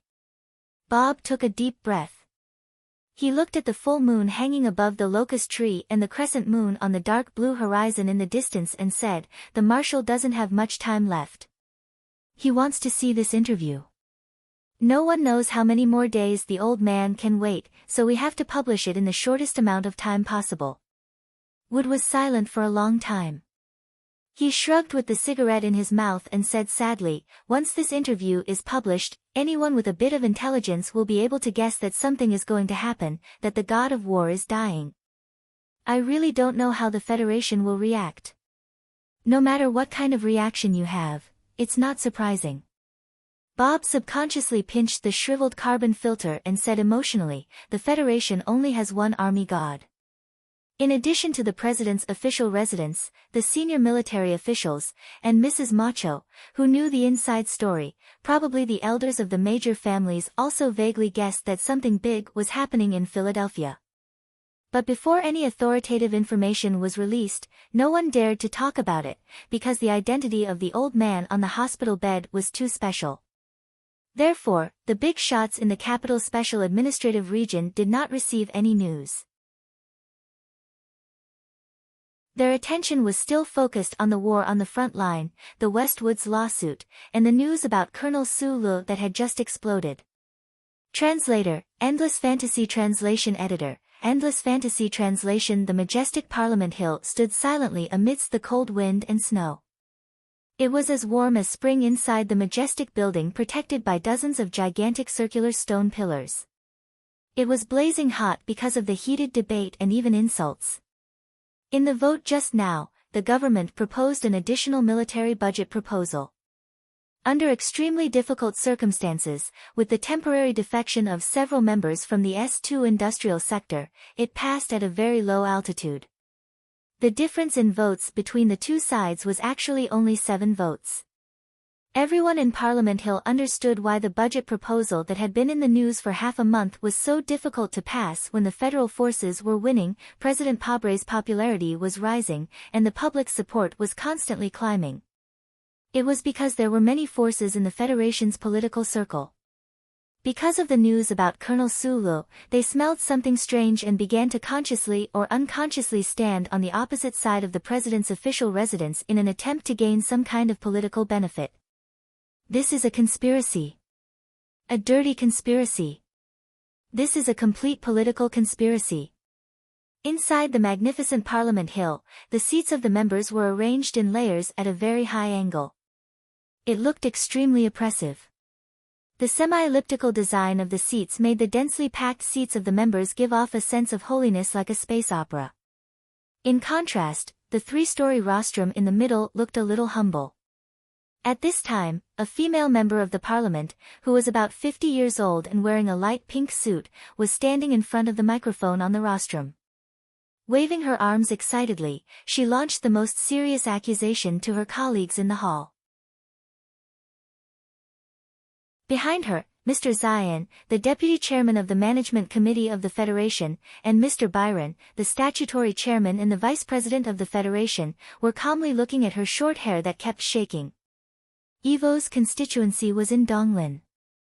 Just like President Pabre's background, she was the daughter of a miner. She had always been known as a radical and representative of the interests of the people at the bottom of the parliament. She coldly stared at the members of the parliament and said, "Mr. President secretly authorized Colonel Su Lu to investigate the attack on the antique bell." In less than a month, the Federation Bureau of Investigation accused Colonel Su Lu of being a wanted criminal. Doesn't anyone feel that this is very strange? Wanted criminal?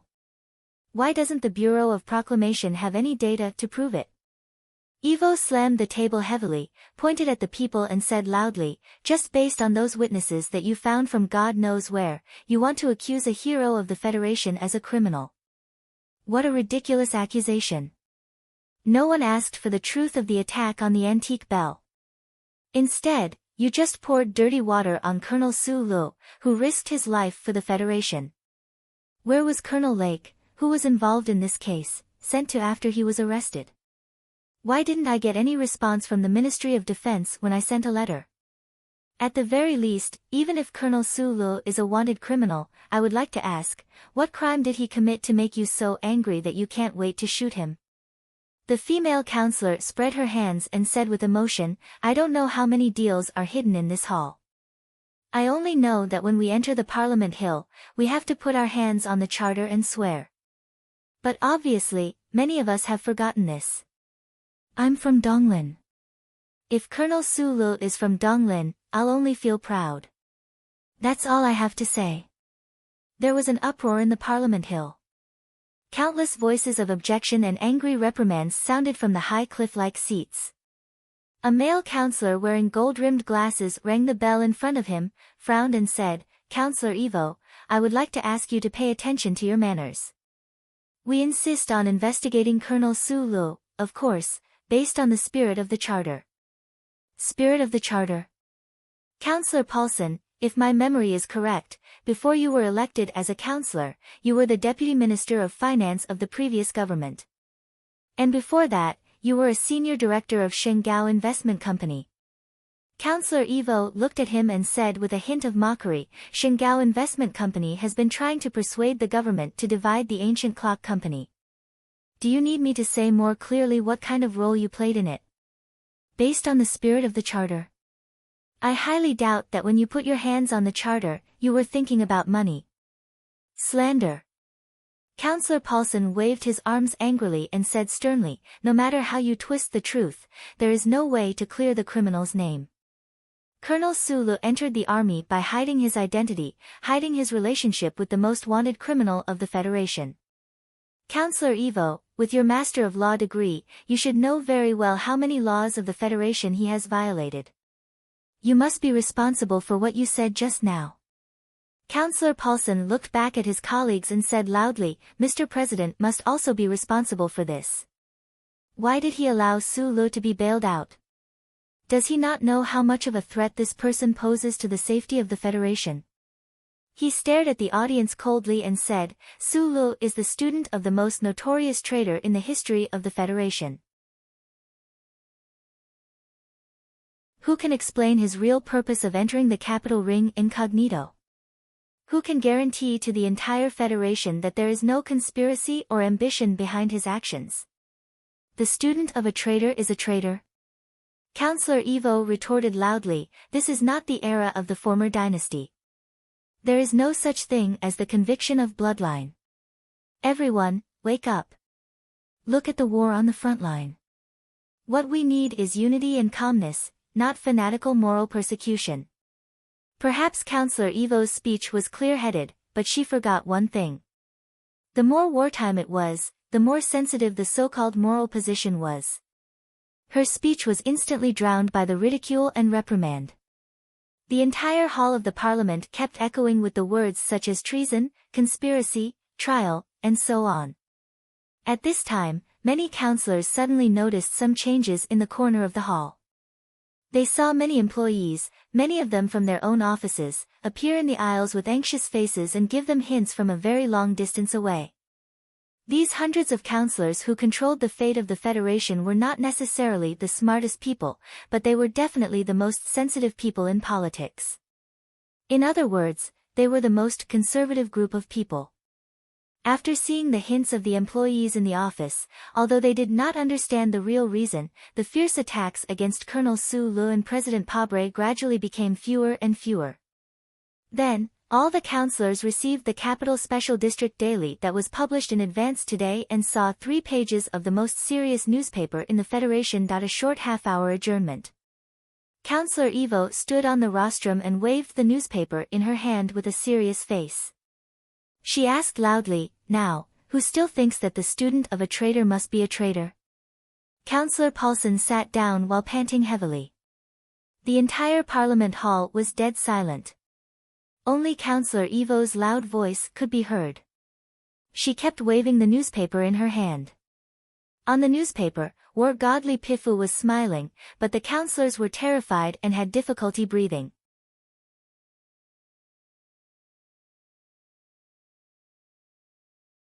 Chapter 702. Less than 10 minutes after the exclusive interview that took up 3 full pages of the Capital Special District Daily appeared, the reporters, cameras, and broadcast vans around the Wangdu Youth Apartment, as well as the 24-hour rooms in the opposite apartment building, were suddenly reduced by more than half. The reporters who were slow to realize what had happened immediately began to race to Philadelphia. That day, the flights from the Capital Special District to Philadelphia were all full, but there were still many people who did not get the precious tickets. Unfortunately, Philadelphia was not Wangdu, and the seriously ill military god was not the young Colonel Su Lu. Before the planes of several famous TV stations could enter the airspace of Philadelphia, they were ordered by the military to land at an unknown small airport 3,000 kilometers away. The reporters who had arrived at Philadelphia were also driven to the Old City by the Armed Special Forces of the 1st Military Region, and all the long-distance high-definition video recording equipment were confiscated. This was a serious violation of the freedom of the press and human rights, but at this time, no TV station or newspaper dared to raise any angry protests against the Federation government. In the past, they could scold the president, the parliament, and all the officials in the world. But now, in the face of the scene before the death of a superstar, if anyone dared to open their mouth to question anything, they would be trampled into pieces of garbage by the angry people the next day.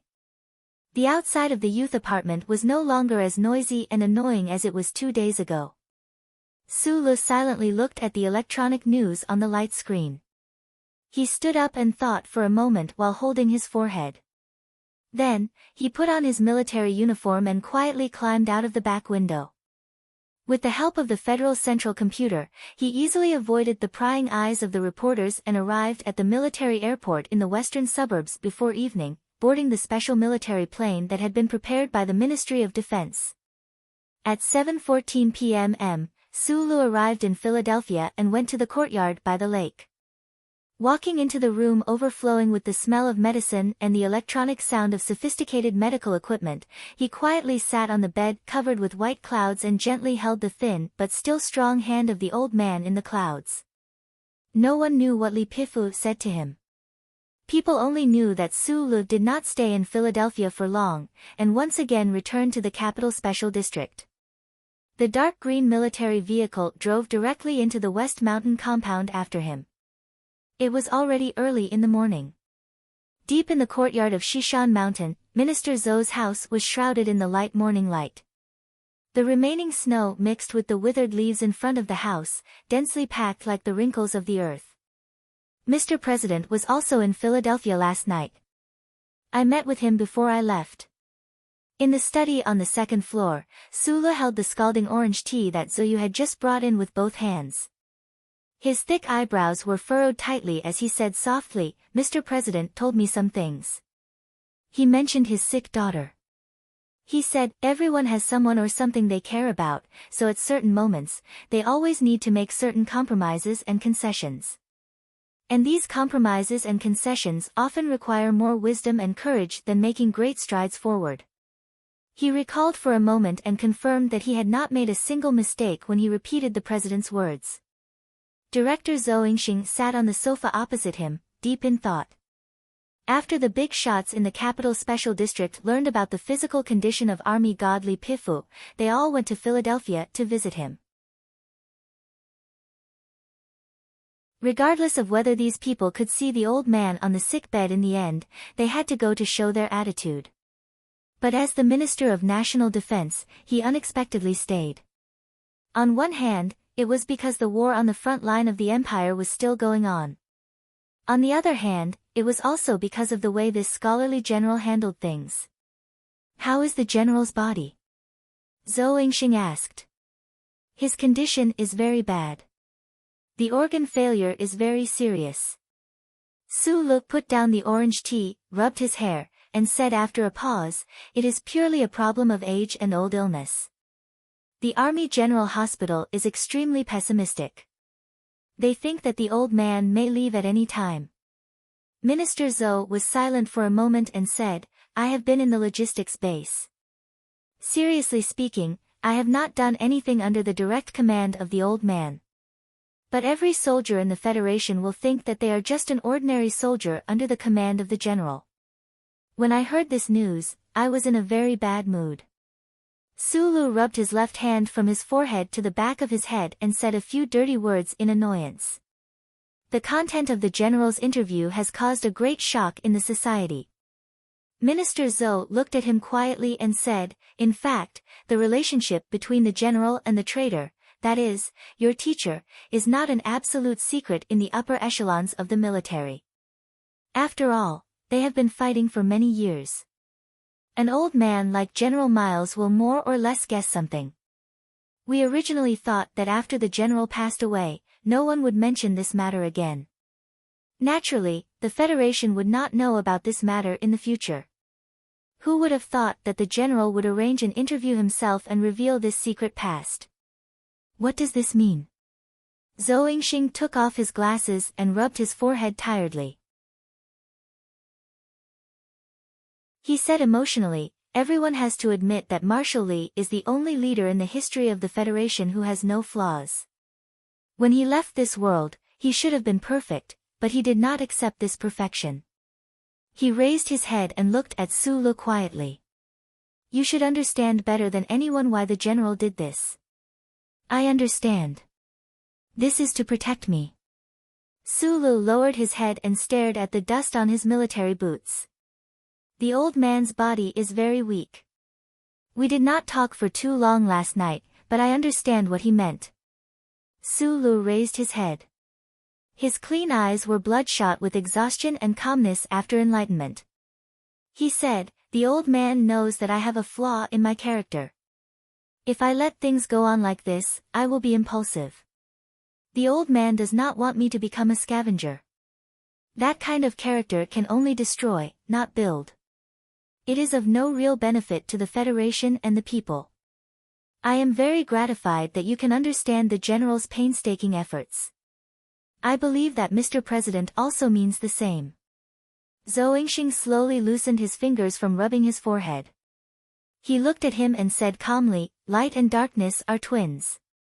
No one can overturn this. Even if you suddenly kill people today and use your life as the price to sweep away the darkness before you, what about in the future? If you die, who will clean up the new darkness in the Federation in the future?" Minister Zhou looked at him and continued, "The general had the ability to clean up the government and even kill everyone, but he did not do so. If you have the chance, you can carefully read the general's record.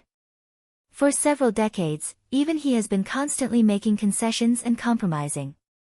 This is precisely for the sake of a firmer and steadier advance in the future.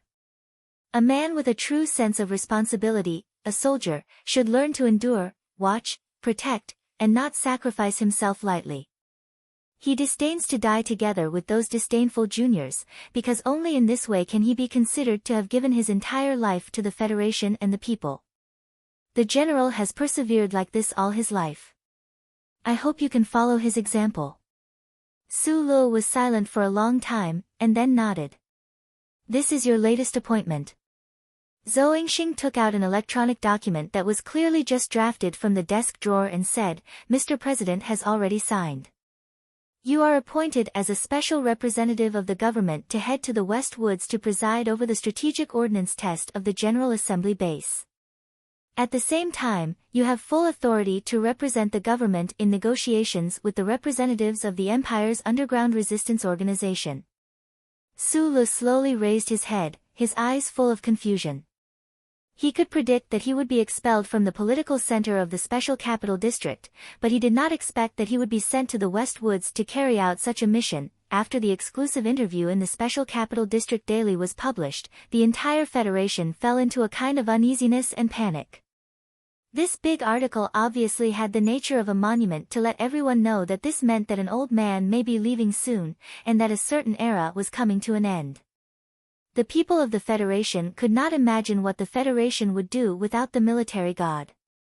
Although in the past 10 years, the old man had already taken off the marshal's uniform and sat quietly by the Philadelphia lake to fish, as long as they knew that he was still alive, whether in the frontline troops or in Philadelphia, as long as they knew that he was still alive, as long as they knew that the old man was still alive, everyone was very relieved, whether in the frontline troops or in Philadelphia. Li Pifu, the military god who had once shocked the universe, once again shook the entire universe when he was about to leave. The news spread to Bermuda, and the pirates and tycoons were collectively speechless, not knowing how to react. When the news spread to the empire, the Baijin royal family began to hold a carnival party, and the dark-eyed royals drank countless glasses of liquor. In short, everyone knew that the military god was about to die, and everyone was waiting for the arrival of that day with sadness, confusion, fear, calmness, or joy. However, to everyone's surprise, Li Pifu, who had been sentenced to death by the best doctors in the Federation, did not die, and was extremely valiant in coming back to life. Although they knew that this was only a temporary phenomenon, and that the military god's health had seriously deteriorated, and that he would not be able to hold on for too long, many people were still very emotional. The tenacious vitality and terrifying willpower contained in that old body seemed to have frightened the Grim Reaper, and he chose to temporarily leave. As long as the military god Li Pifu did not die, he would be the brightest star in the universe, forever shining on the Federation. He was the bright sun above S1, sinking into the horizon every night, and stubbornly rising the next day to illuminate everything, regardless of whether that sun would be extinguished the next day. The old man on the sickbed in Philadelphia expressed his attitude through an exclusive interview. The Federation Investigation Bureau immediately stopped the secret investigation of Su Lu, and the district attorney's office sealed the relevant files. No more members of Parliament proposed to hold a special hearing on Parliament Hill. As for the accusation of treason, no one would mention it. The people who had the potential to control and influence the political structure of the entire Federation, or rather, the entire Federation, were forced to make concessions to one person. They had to make concessions to the old man who was extremely weak, already on the verge of death, and could not even speak. The people only knew that the wind had stopped and the clouds had dispersed, and the entire Federation was peaceful and quiet, with a certain sense of commemoration and solemnity. However, they did not know that after this atmosphere, the Federation government, the various departments, and the fierce struggle that had taken place on Parliament Hill. The Bureau of Proclamation was silent, and the Department of National Defense stood behind Su Lu, but it was not convenient for them to express their views. It was the same for the office of the president. That side stopped the accusation against Su Lu, but it was impossible for them to allow him to continue his own investigation and access to those core secrets. One day in the late winter of the 71st year of the constitutional calendar, Su Lu boarded a military spaceship headed for the West Woods.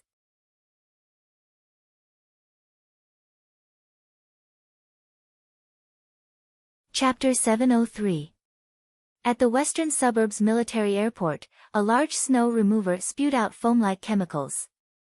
The tarmac that was covered in snow looked like an incredibly large laundry tub. The light warship that was preparing to head to Ceylon looked as comical and laughable as a piece of old-fashioned soap. Su Lu stood below the warship and raised the collar of his military jacket to block the cold wind. Although the bone-piercing cold wind had no effect on his strong body, he didn't know why, but he always felt a chill from the inside out. It was because he knew very well that once he left, there would be no possibility of meeting the old man again. The next time he received news would probably be the day the old man passed away. In a sense, going to Ceylon today was to say goodbye to the old man forever. Because it involved the insider trading between the government and the judiciary, Sulu chose to leave quietly. There were no reporters or officials at the western suburbs military airport, only friends who specially came here. The West Woods looks far away, but the warship will only need 10 days to reach it at full speed, so you looked at him calmly and said, "It's good to go there to avoid the storm, just treat it as a vacation." Nan Xiangmei stood beside Zhou Yu and looked at him with a smile. She didn't say anything. The troops that are on vacation will be back soon, including Du Xiaoqing's Iron 7th Division and your division. Li Xiaotong lit a cigarette for Sulu and said in a low voice, "Thank God you are willing to leave. If you really continue to investigate, it will definitely be a repeat of the Macklin incident. As your investor, I am really worried that I will lose everything." Sulu smiled. Thinking that his comrades in the 17th Division would be back soon, but he couldn't see them, he felt a little depressed. The so-called vacation was fake. Vice President Byron and the military radicals, as well as those family members who only cared about profits, just didn't want him to investigate the ancient bell again. In a sense, they seemed to have won a temporary victory. A vacation is a vacation, don't think about anything else. Zhou Yu raised her finger and stared at him coldly. "You've been hiding it from us for so many years. Now we know that you're really a stinky rock from Donglin. But at least for now, you have to put away your temper." "Understood," Sulu replied calmly. Then, he bowed and gently hugged Zhou Yu and Nan Xiangmei before shaking Li Xiaodong's hand tightly. Tai Ziyuan was preparing for next year's election, so he didn't come. However, when he looked around, he didn't see Shi Qinghai. His heart that had just started to feel a little uneasy. He turned around and held Zhong Huiyan's soft little hand. The two of them walked up the gangway. Zhong Huiyan, who had been standing quietly beside him without saying a word, suddenly asked curiously, "You're going home just like that? How is that possible?" Sulu held her hand and suddenly found that the little girl seemed to have grown taller in just a few days. She was gradually developing into a delicate and pretty girl. He smiled and said, "It's never too late for a gentleman to take revenge. Brother, after you killed your way into the Empire, the Federation thought you were dead and made a documentary. In it, your subordinates said, you once said that you're used to taking revenge for small people from morning to night?" Zhong Huiyan opened her big innocent eyes and looked at him seriously and asked. Sulu smiled and rubbed her soft black short hair. He didn't say anything. Zhong Huiyan smiled happily, leaned on his arm, and gently swayed her body. In the rumbling of the battleship, Sulu took the little girl and started the journey back to the West Woods. Through the surveillance light screen, he looked at the capital special district that was filled with white people. Thinking of the politicians in the buildings, he narrowed his eyes. Next year would be the election. He looked forward to President Pabre's successful re-election. General Li Jiedu's position as the chairman of the Federation's Joint Chiefs of Staff would be firmer. Together with Minister Zhou, they would suppress the radicals in the military and have an overall strategic advantage. At that time, he would return and use polite and reasonable or simple and violent methods to get the price and interest that they deserved from those people. The new year of the 72nd year of the constitutional calendar passed by quietly. The thing that worried everyone didn't happen. The Federation, which had obtained victory, glory, and actual resources in the war, was full of songs and dances. The frontline troops started the first phase of rotation. The 8 ground troops that had taken on the harsh mission of entering the Empire's territory returned to the capital ring on warships. After a short rest at the Old Moon Base, the 7th Mechanic Division of the 3rd Military Region and the 17th Armored Division of the 1st Military Region landed on the surface amidst the cheers of the people. The Iron 7th Division didn't return to the original base of S3. This change made some military analysts feel strange, but it didn't cause any reaction within the government. This was because everyone knew that President Pabre had always trusted Division Shaoqing very much. Moreover, this was the capital ring under the protection of the glory of the charter. No one would think in the direction of danger. No one knew how the new soldiers of the 17th Division reacted to the accusations that Sulu had suffered. People only knew that Division Commander Yu Qinghai, who was known for his bad behavior, rushed to Philadelphia like a madman. He rushed to his teacher's sickbed as fast as he could. The next morning, Du Shaoqing also rushed to Philadelphia. In fact, all the military commanders in the first rotation didn't go home. Instead, they came directly to Philadelphia. The troops that retreated from the front line mainly belonged to the 1st Military Region and the 3rd Military Region. The second wave of troops that set off 2 months earlier naturally came from the 2nd Military Region and the 4th Military Region. No one knew whether it was because they were wary of the anti-government forces in Green Dragon Mountain or some other reason, but most of the ground troops that were transferred to the front line were from the West Woods, including the special forces from Green Dragon Mountain.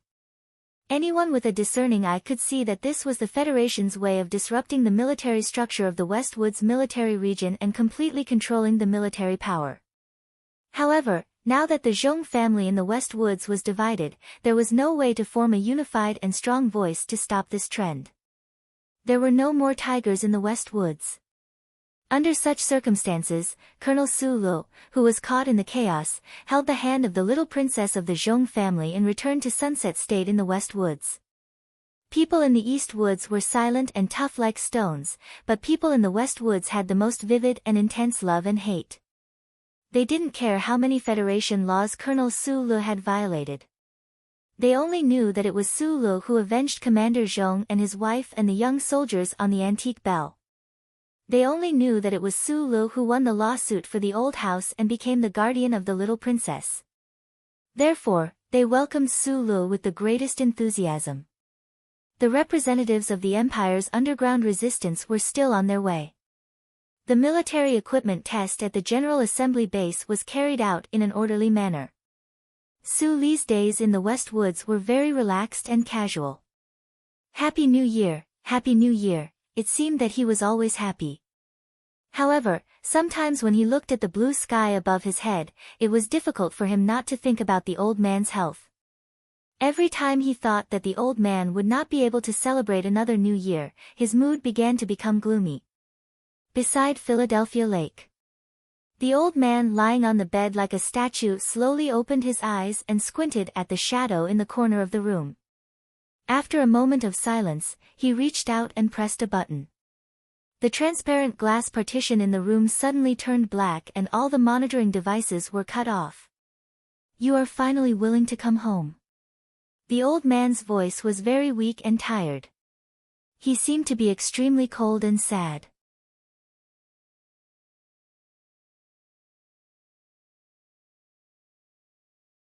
Chapter 704. The night outside the courtyard was dark, and the light in the room was dim. The electronic sound of medical equipment beeped like an old-fashioned clock, urging people to leave or return. There was no movement in the shadows in the corner of the room. Only the thick, dark green curtains swayed gently in the wind of the internal circulation ventilation system. No cat walked by, but it seemed like a cat did. There was a long period of silence, like a blank space suddenly appearing in the human mind. They didn't know the specific minutes and seconds, but they knew that it existed and was long. Then, a voice rang out from the shadows.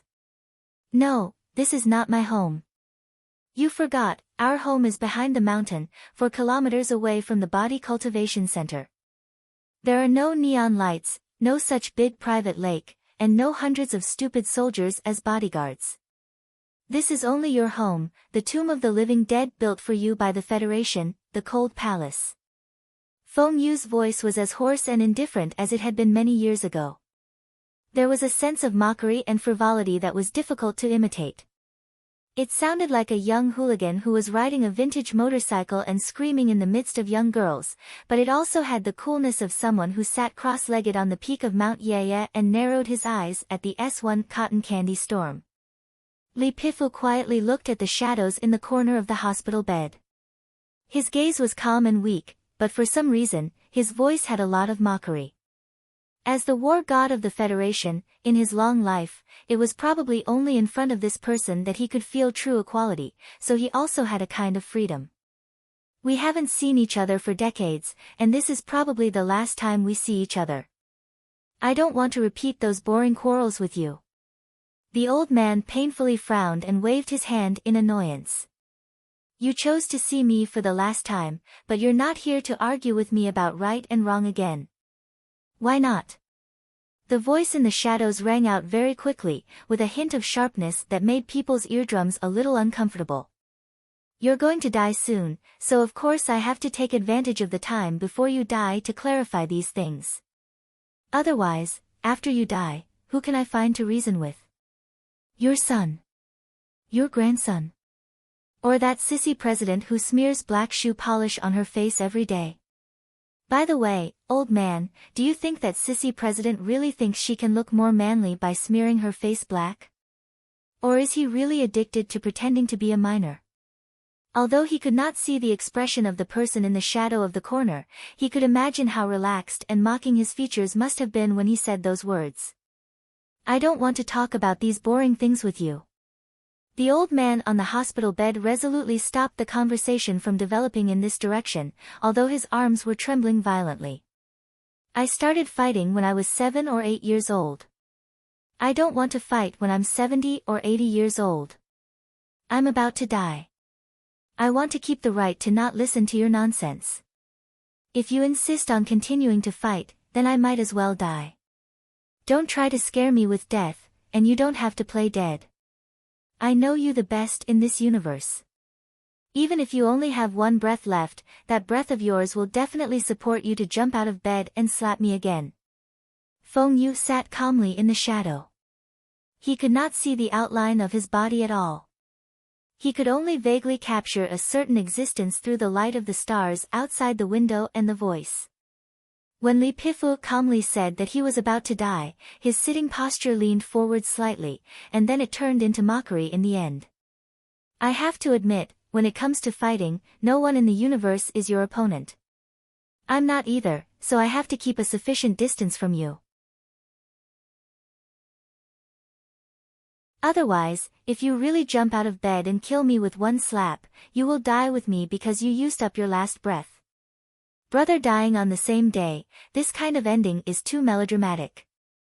I don't want to accept it. With a snap, a lighter was ignited, illuminating the corner of the wall. The dark green curtains seemed to have become bullets bound by blue flames under the warm light of the fire. The face under the hat, which was still young despite the vicissitudes of life, disappeared in a flash, leaving only the cigarette but flickering in the darkness. Actually, I've been thinking, if you really came to see me for the last time, should I set up a trap to catch you, or kill you? This might be the last chance. After I die, there probably won't be anyone who can deal with you. Li Pifu's withered hands gently stroked the white bedding, his hoarse and tired voice echoing in his shriveled chest. After pausing for a moment, he smiled with difficulty and continued in a low voice, but I didn't do that, because, even if I had a plan, I couldn't be sure if the troops could catch or kill you. More importantly, I've done enough for the Federation in my life, and I should be qualified to live the life of an ordinary person in the last bit of time I have left. The old man looked at the motionless red light in the dark corner and said calmly, with my last breath, I don't want to fight with you. I just want to talk to you. Old man, you're still so narcissistic. In fact, you've been alive for several decades, but you couldn't kill me. As for the universe after you die, it's actually much more interesting than you think. Your grandson, Huai Fuchai, that ridiculously strong girl, and Su Lu might be able to deal with me. The problem is, other than a stubborn old man like you, who would think about dealing with their own brother every day? The man in the shadows stiffened and then took a deep drag of the cigarette. His voice was light and mocking, filling the room with the smoke. Then he bent the middle finger of his right hand, pinched the lower end of the filter of the cigarette with his thumb, and flicked the burning cigarette toward Li Bofu, who was lying on the hospital bed, just like the missile that flew through the air at high speed on that imperial planet. The whole universe thought that the dying old man on the sick bed was on his last breath and couldn't move. The cigarette should fall directly on his face and splash out humiliating sparks. But the reality was not so.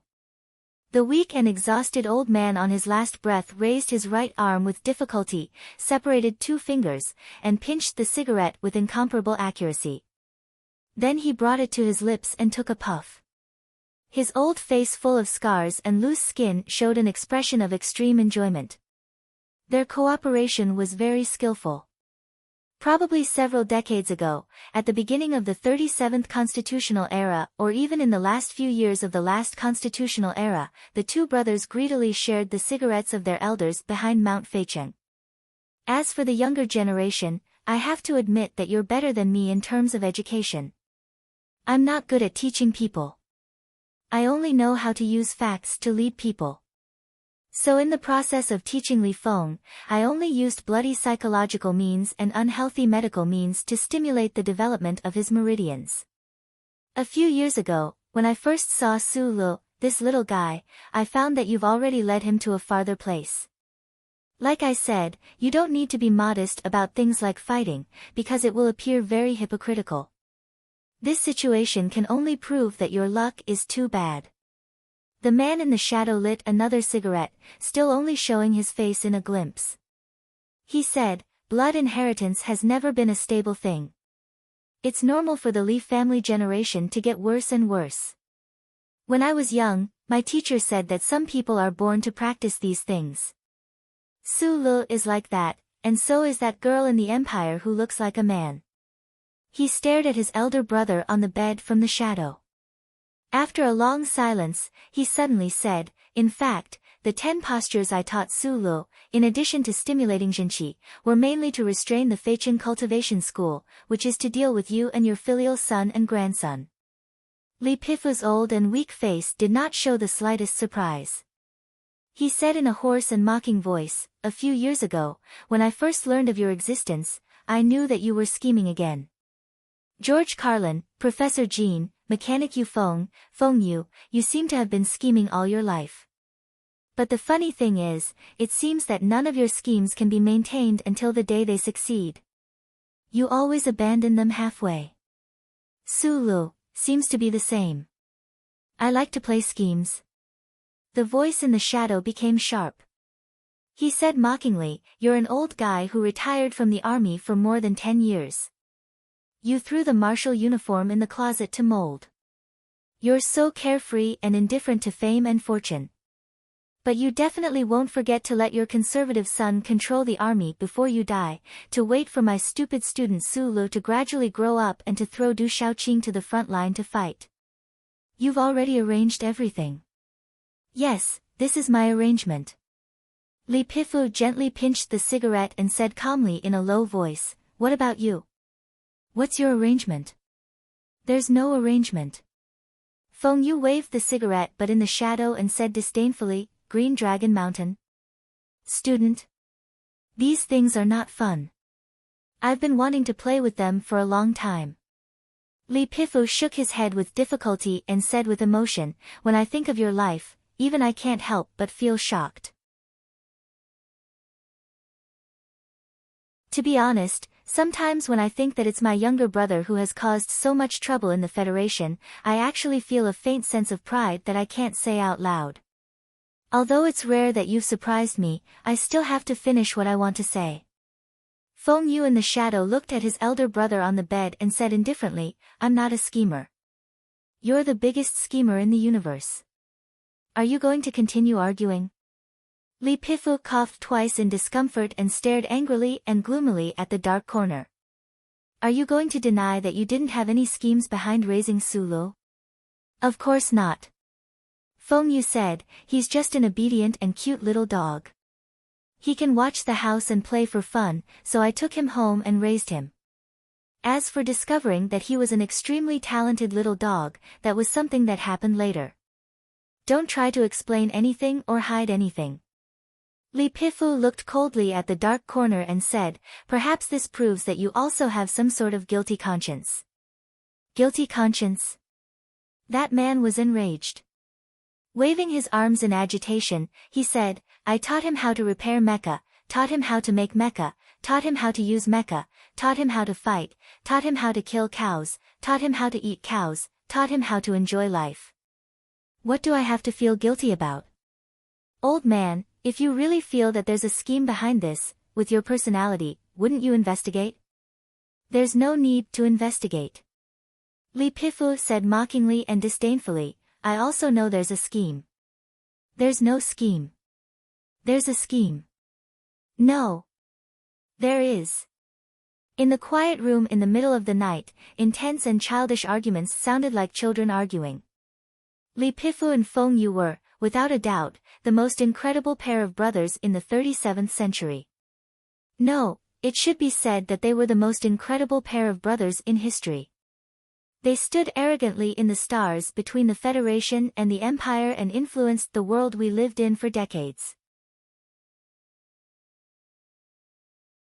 They influenced history, changed history, and even became history themselves. They seemed to be very different in age, but in reality, they were already old and had the dust of history. Just like that, this pair of brothers, tonight at the shore of Philadelphia Lake, on the hospital bed, in the shadows, they were like children angrily accusing each other and arguing. They could admit defeat, but they were determined not to admit their mistakes.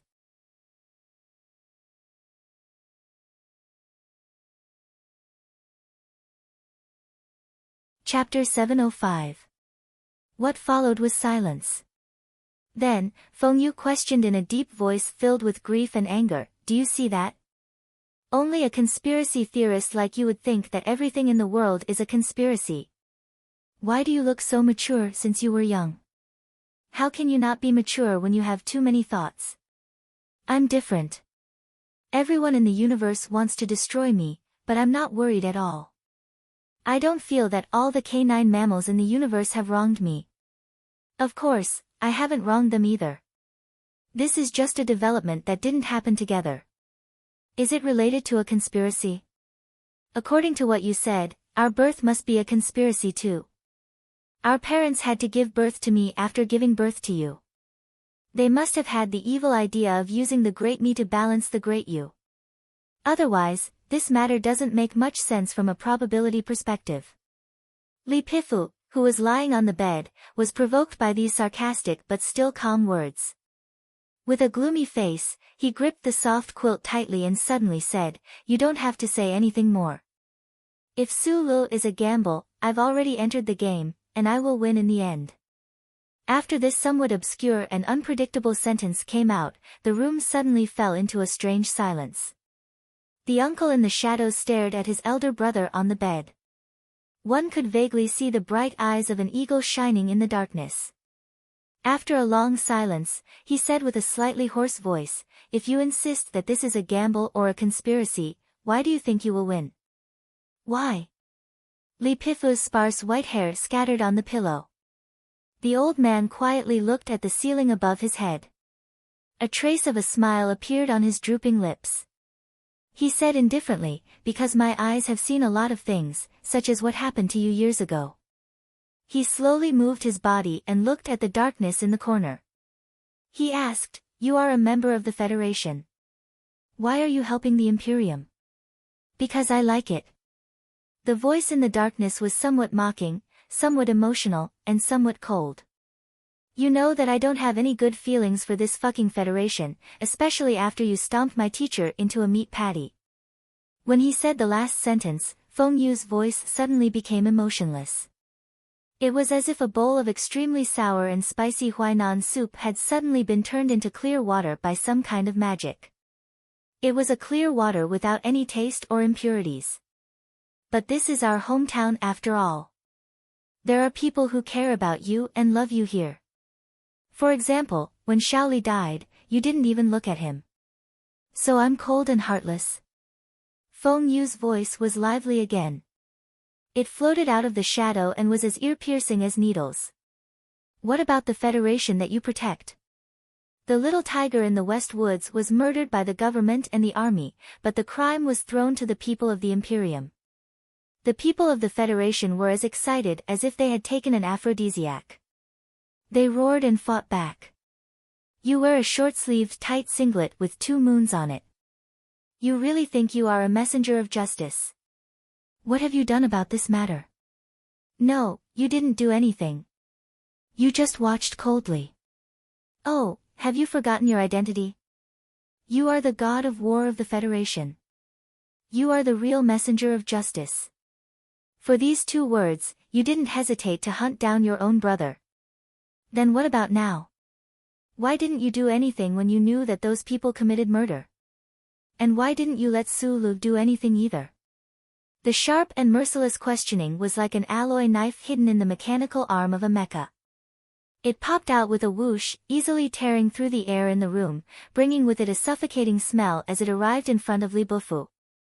This military god, who was revered by the entire Federation, narrowed his eyes. His weak gaze sharpened once again, as if he wanted to break through the long night sky. Because you think that this matter, or rather this conspiracy, is beneficial to the Federation, and because you subconsciously always thought that the entire Federation forces were your soldiers. Of course, the mastermind of this conspiracy is also your soldiers. On the contrary, it is precisely those disobedient troops in the West Woods who can't really be counted as your soldiers. If that's the case, why are you willing to continue investigating? Feng Yu's cold words were filled with a sinister delight. To be able to tear apart the most dazzling military uniform of the Federation's god of war was undoubtedly very interesting and exciting for someone who had spent his life wandering the stars and fighting against the glory of the Charter. Similarly, you also don't want Sulu to continue investigating, because if he does, your troops may suffer great losses. Sulu may also be in danger. In your eyes, that stupid little fellow is probably the Federation's best heavy weapon in the future. Now that he is being wasted in internal strife, it's too much of a waste. That's not what I think. On the bed, Li Pifu was silent for a moment. After coughing for a while, he looked at the darkness and explained very seriously, "But I don't want to explain anything." Then, the old man sighed softly. He was extremely tired but also extremely relaxed. He felt the touch of the soft mattress on his back and began to miss it. With a trace of complicated emotions, he looked up and said, "There's one more thing. I've always wanted to get a real answer from you." In the darkness of the corner, there was a moment of silence. The lighter was lit again. This time, it was a thick stick of tobacco. Feng Yu's forehead, which was half lowered, was incomparably bright under the light. He said in a hoarse voice, "Ask away. Why did you do that big explosion in the strategic material base?" Li Pifu turned his head and looked at the darkness. His brows were tightly furrowed. This question had troubled him for many years. All he wanted to do was to find out the reason. After all, the other party was his own younger brother. At that time, the purge in the Western Hemisphere was about to end. Although the battle in the Eastern Hemisphere was intense, the scope was limited. Otherwise, it would have been impossible to start transferring supplies in advance. Under those circumstances, who could have stopped you from taking Muzi away? Why did you detonate the material base? Moreover, you used a cluster of full-frequency electron beam explosives. You knew that the crystal mines that Macho had prepared for 10 years were all down there. How many people would have died from such an explosion? As he spoke and asked, Li Bofu finally became agitated. He stared at the darkness. His old eyes were as sharp as a knife, and the flames of anger were burning in them. After a long silence, Feng Yu's voice slowly pulled open the curtain of the night. When it fell into Li Pifu's ears, it was so calm and firm. At that time, the charter computer had already discovered me. It was too ruthless in its pursuit. I wanted to live, so I had to cut off all the tentacles that the charter had extended into the empire. I needed that big explosion. Li Pifu looked at the dark corner. His old eyes were slightly gloomy. After 20 years, he heard his younger brother admit that the big explosion was not forced. There was no conspiracy by the empire. There was no misjudgment or small probability. It was just an action that he had made after a calm judgment. The old man was still disappointed and sad. In order to live, you didn't hesitate to cause a big explosion. Of course, I know that you don't care if the Federation can defeat the Empire. But you don't even care that 100,000 Federation soldiers died because of you. You didn't even think that they could be considered your comrades. The old man's voice was indifferent and heavy. Everyone has their own world.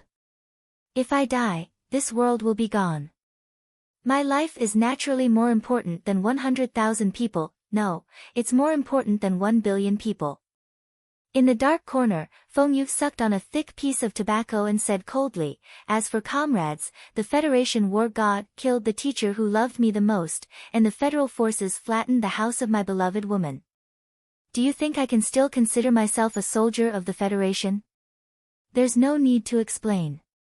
You just need to live on, Li Pifu said mockingly.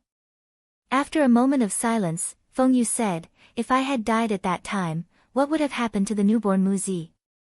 Li Pifu narrowed his eyes. After a long silence, he squeezed out a barely audible sigh from his dry lips and said in a hoarse and low voice, yes, what should I have done? But I still think that what you did was wrong, a crime, and unforgivable. My epitaph in the future will be, I will not forgive any of you, so you don't have to forgive me. It could be vaguely seen that Feng Yu slowly stood up in the dark. Also, at the moment when my newborn daughter is facing death, I will only act according to instinct. I won't think about what to do in pain like you. Old man, like I said, this is why you grow old so quickly. Alright, it's getting late. I also have a question that has been in my heart for a long time that I want to ask you. Feng Yu slowly walked out from the shadows and then stood about 5 meters away from the large bed. That head of wild hair formed a distinct silhouette in the night.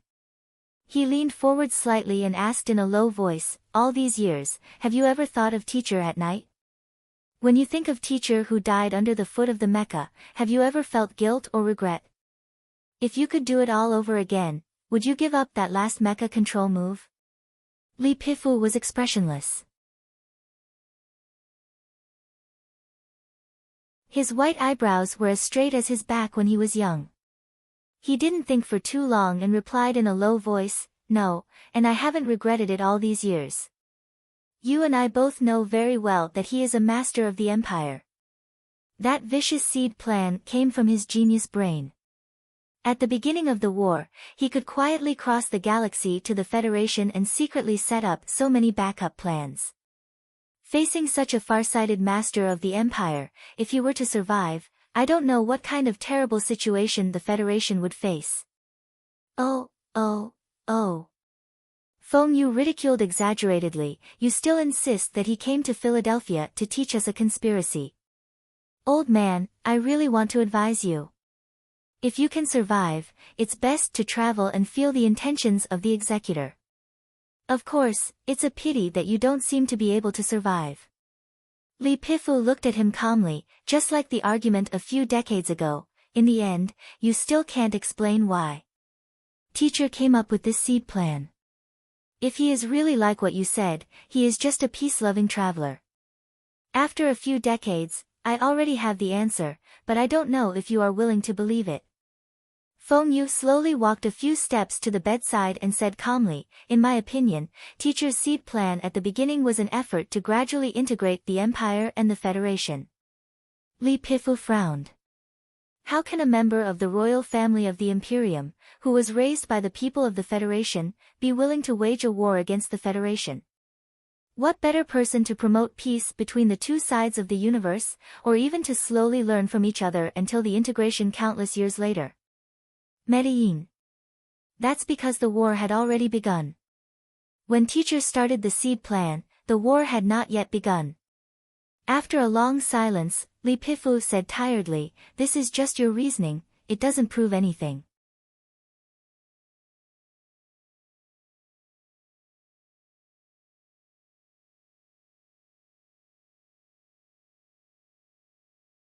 Chapter 706. In winter, the temperature in Philadelphia was never too low, especially at the foot of the mountain and by the lakeside. There was only a thin layer of snow on the rooftop. When the bright morning sun shone on the thin layer of snow, it made the snow look as if it was about to burn. The snow began to melt into tiny streams of water that trickled down the ancient eaves and dripped onto the wet ground. The tiny raindrops had been smashing for many years, but they had yet to leave a clear mark on the hard ground, just like the thin and calm old man in the room. He had been shining in the Federation for many years, but there was still no way for him to fundamentally change too many things that had happened in the past. The door of the body training center in his hometown, Philadelphia, was open as usual. Young boys were exhaling white mist and kicking the wooden puppets tied with fine grass, just like he used to do in the past. The water on the eaves was still dripping slowly. Tick-tock, tick-tock. It was the perpetually calm and dull movement of the hour hand that made one feel suffocated. It was the greedily drooling little boy who was holding a bunch of red candy as he stared at the rising red sun. It was the comforting sound of the electronic self-check in the cockpit of the M37 Mecha whose right mechanical leg had been tragically broken on the smoky battlefield, revealing a metal wire as thick as an arm. Tick-tock, tick-tock. It was the sound of childhood friends shooting at each other with bamboo guns and then falling down exaggeratedly. A beautiful little girl wearing a white cotton-padded jacket played the role of a female emergency doctor. Tick-tock, tick-tock. If the ticking slowed down a little, it would become the electronic sound that the Federation soldiers were most familiar with, the only sound they could hear when they were lonely and bored in the healing pods. The ticking stopped. There was no longer any fluctuation of power on the light screen. It had become a straight line that stretched from left to right to the edge. There was no end to it, and it was always calm. On the other side of the glass wall, the specialists of the treatment group of the Army General Hospital and the generals of the Federation took off their headphones and instruments numbly and stared at the old man on the bed in a daze. Some of them could not believe their eyes and felt that what they were seeing was fake. General Miles stared with his red eyes and did not say a word. He allowed the tears to wash away his wrinkles and pupils. However, after a long time, the scene in front of him did not change at all. General Lee Jae-do knelt beside the bed and tightly held his father's increasingly cold hand. There was no emotion in his eyes. He then lowered his head and pressed his burning forehead against his father's cold hand. He hid his face in the shadows and quickly said some words of unknown meaning. It seemed like he was saying goodbye, but also seemed like he was narrating. There were sounds of banging outside the door. Someone seemed to want to stop and explain something, but someone else didn't want to hear any explanation. He directly rushed in and opened the closed door. Then, he saw the old man on the bed with his eyes closed and the middle-aged general kneeling beside the bed. General Li Feng, whose face was covered with dust, blinked his eyes. His akiji gradually faded away. Only a trace of heart-wrenching frustration and helplessness suddenly flashed across his calm and powerful eyes. A second later, this frustration and helplessness instantly disappeared. He took a deep breath and slowly walked to the front of the bed. Then, he knelt down with a bang and knocked his hard head hard on the damp floor. He fell down like a mountain. For him, the departure of his grandfather was like the collapse of the highest mountain in his heart. Auntie will be back in 3 hours. General Li Feng put his head on the ground and trembled in pain. No one saw that his eyes and nose were uncontrollably erupting on his face. He said with a trembling voice, "I came back late too."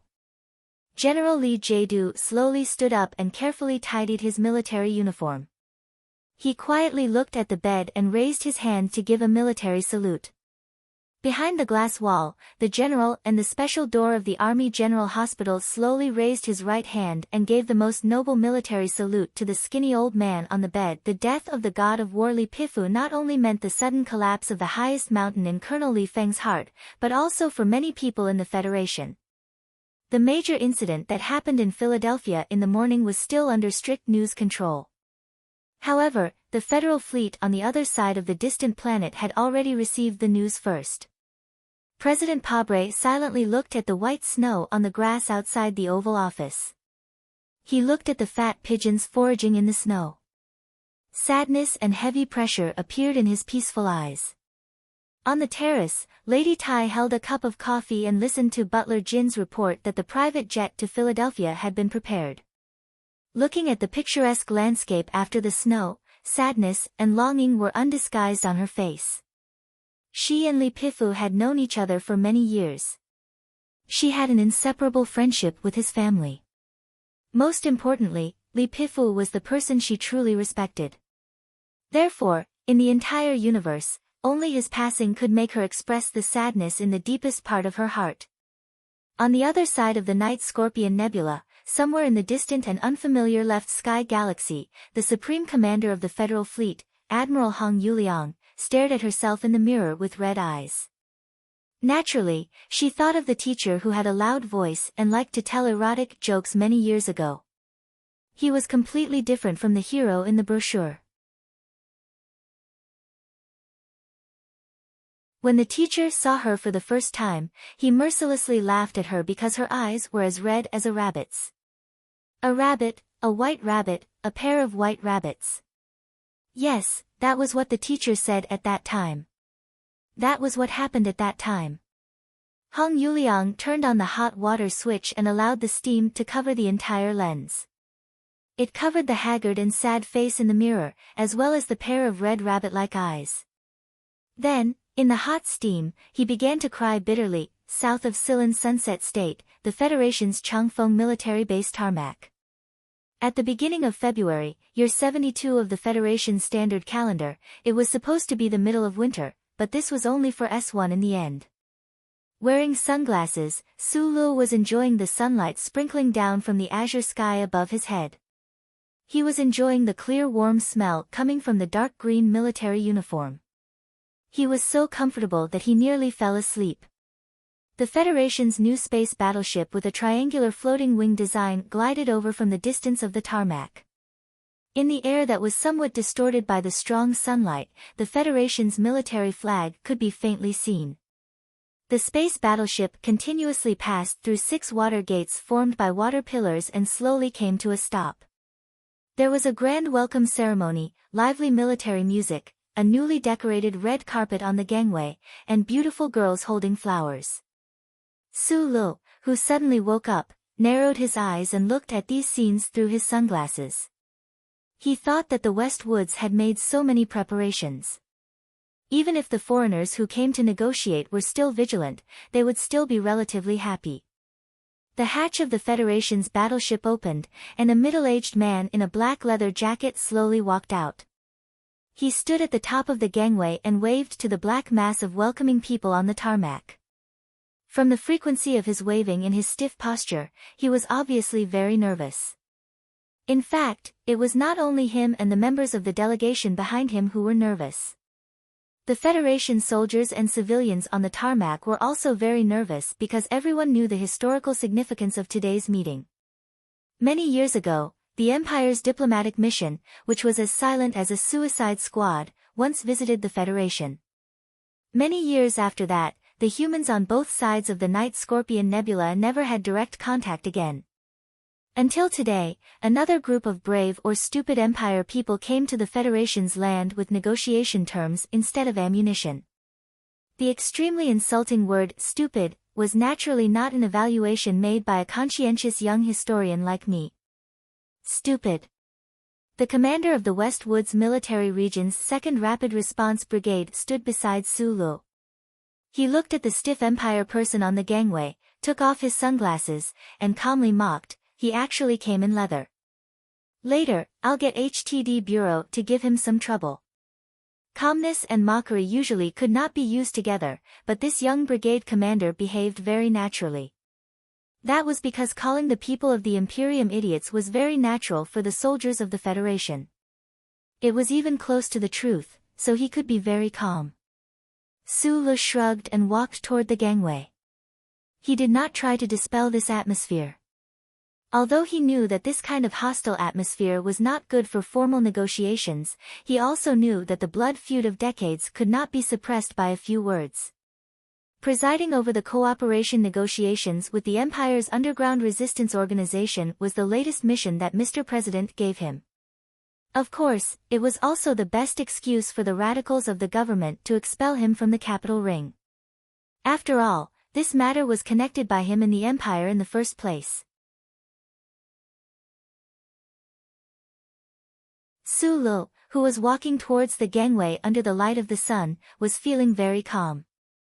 He had a lot of contact with the members of the underground resistance organization who had come all the way from the Empire. He knew that they were not much different from ordinary people of the Federation, so he naturally did not find them troublesome.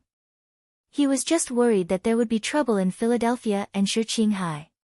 He did not know if the uncle would go to see the old man for the last time, and whether the uncle's safety would be a problem.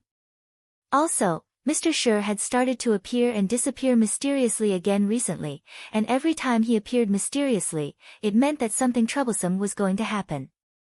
In a situation where there was no reply, Su Lu asked the old man to help him investigate Qinghai's whereabouts. He was very surprised to find that the guy used some unknown method to hide from the most critical scans of the glory of the Charter. Another problem was that Colonel Lake. The Internal Affairs Department of the Ministry of Defense arrested this person, and Mr. Tian said that he would not let him die easily. Now that the election was around the corner, everything had to be done for the sake of stability.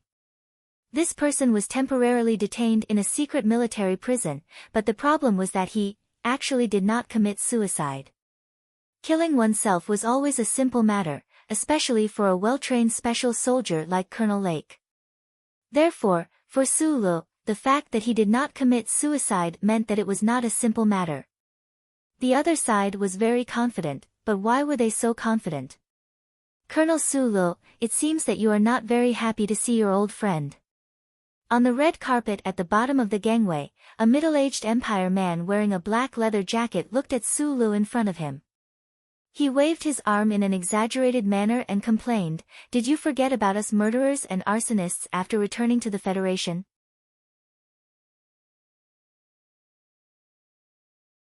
The government translator standing in the middle of the crowd was very nervous after hearing this.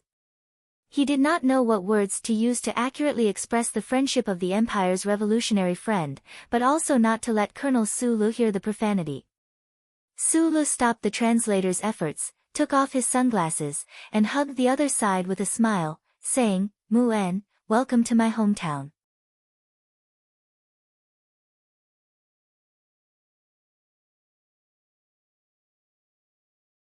Chapter 707.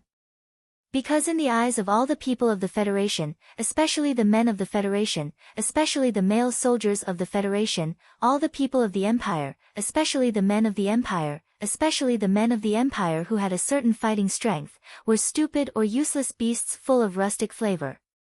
Because of the similar reasons described in reverse, it was easy to imagine that the welcome ceremony on the tarmac of the Changfeng military base was actually hiding too many swords and the most complicated greetings with dirty words under the surface of jubilation and warmth. Although the men of the Empire who walked off the battleship were said to be from some underground resistance organization and had been fighting with the Empire's royal army for hundreds of years, they were still from the Empire.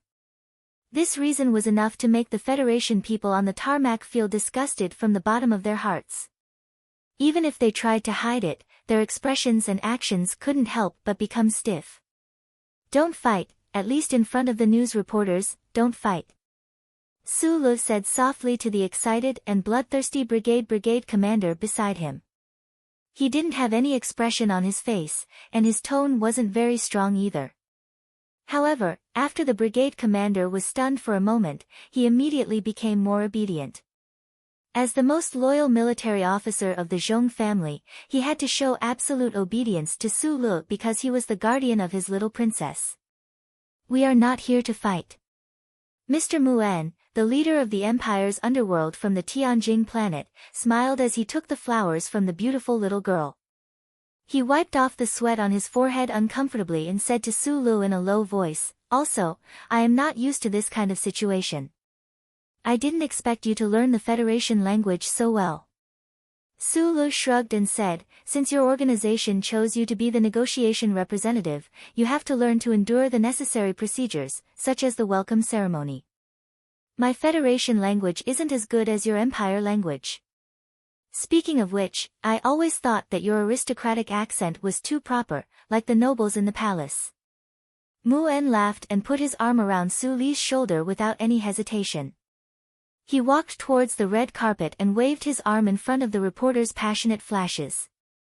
I'm only good at running smuggling routes and casinos. The organization asked me to be the negotiator because I'm already registered in the Royal Intelligence Department, so I'm not afraid of being exposed.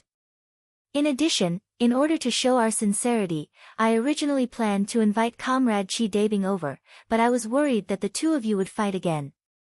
Did Chi Dabing take over? The temporary representative meeting will be held in 3 months. Right now, he is learning and familiarizing himself with the work. Why would I wave my fist at the future leader of the underground resistance? Su Lu said without much sincerity. Then, he looked at Muen's neck and said in a low voice, if it's very hot, do you need to hold me so tightly? Mr. Muen didn't seem to hear Su Li's words at all.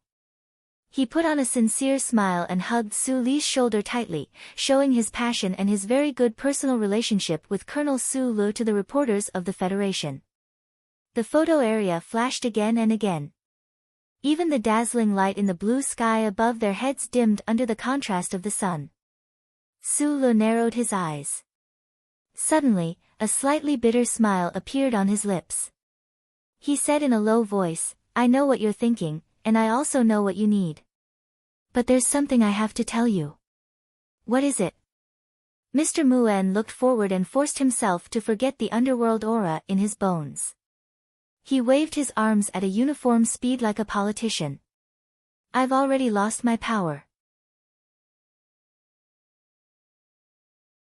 Su Lu also looked forward and said with a smile, some very powerful people can destroy me at any time.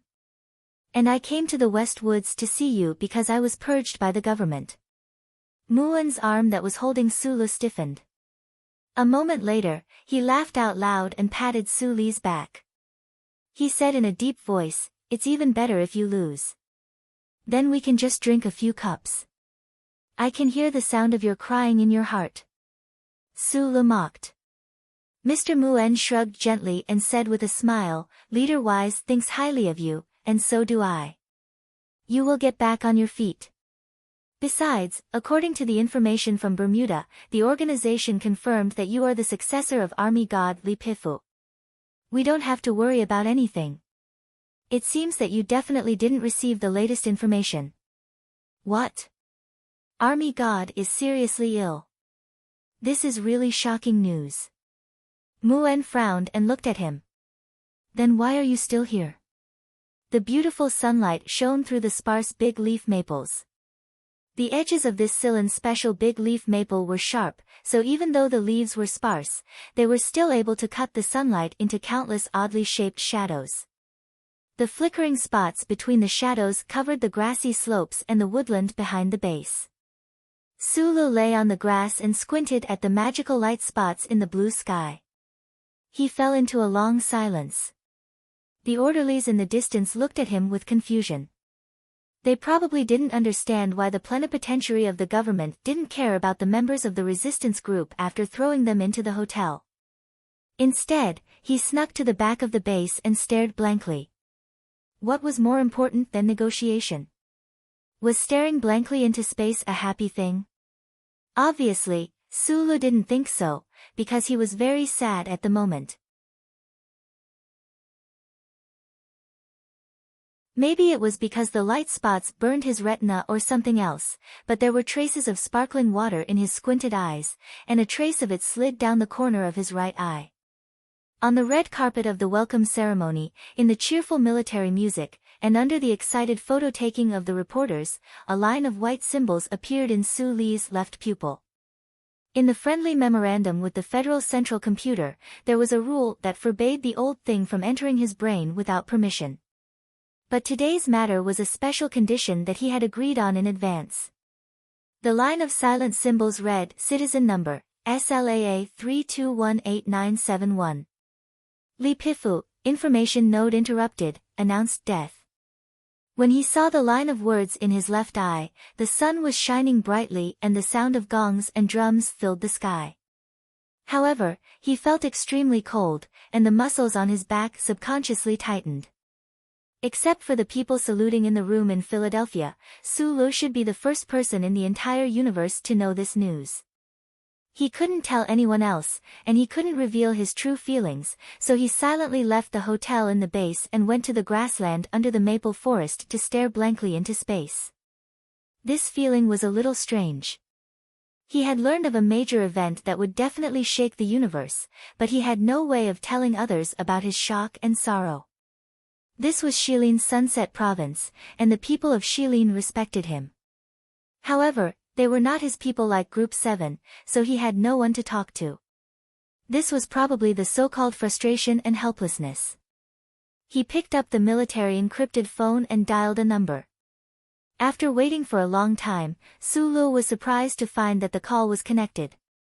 The voice on the other side of the phone was warm and charming, and it was very chaotic. "Hey. Sure too, I heard that you were assigned to the West Woods. Why are you calling me?" Shi Qinghai, who was obviously drunk, shouted loudly on the other side of the phone. Then he heard a woman's exaggerated laughter. "I've called you many times just to remind you not to investigate that matter yourself, do you understand? This is a very serious warning. Also, you motherfucker." Su Lu thought for a moment, but in the end, he swallowed back the expletives and the intention to ask. Looking at the blue sky above his head that was divided into pieces, he said calmly with a smile, "How are you now?" "Very good." Shi Qinghai laughed and said, "Why are you so nervous? By the way, I feel that you are not in a good mood, and your voice is slippery." "What happened?" "Nothing." Su Lu sat up on the grass and struggled to pull out the crushed cigarette box from his trouser pocket. He took out a 37 brand cigarette and stared at the cigarette for a long time. When the cigarette finally fit between his fingers, he put it to his mouth and lit it with satisfaction. There was a long silence. Shi Qinghai on the other side of the phone didn't urge him, but waited patiently.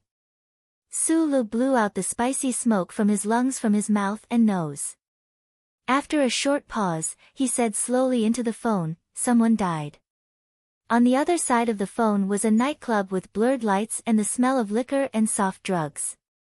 After hanging up the phone, Shi Qinghai was silent for a while. Then he picked up the glass of amber liquid and smiled charmingly at the woman with slightly square eyes. He said, "Is prison work always so boring? Are you interested in my work?" The woman looked at him curiously. Then she rubbed her hands uneasily and explained with a forced smile, "I always thought that no one would be interested in female prison guards. After all, we deal with vicious criminals every day. Life is really boring." "What an old-fashioned view." Shi Qinghai drank the liquor in the glass. "It seems that our era has never really changed." The woman took a sip of the liquor sadly and looked at him with concern. She said, "Don't drink too fast. You should drink this." Shi Qinghai gently turned the empty glass in his hand and said in a daze, "Because an era is over. I know that the frontline troops need the cooperation of these Empire people, so I can make concessions in the arms supply." Attitude? My attitude is very good. The photos in the West Woods military observation published yesterday can prove it. The question now is not how to negotiate, but why do I have to stay to negotiate? The Department of Defense arranged a special office for Su Lu in the famous Golden Star Hotel in Sunset State. Outside the window was the beautiful silver beach. But today, when he looked at the blue sea and blue sky outside the window, he couldn't feel at ease. He couldn't help but feel angry when he thought about what those people did. "Mr. Minister, if the funeral is scheduled for next month, then I have no reason not to go back. You want me to stay in the West Woods? I need an explanation." If I'm not satisfied with this explanation, I don't think anyone can stop me from going back to attend the funeral.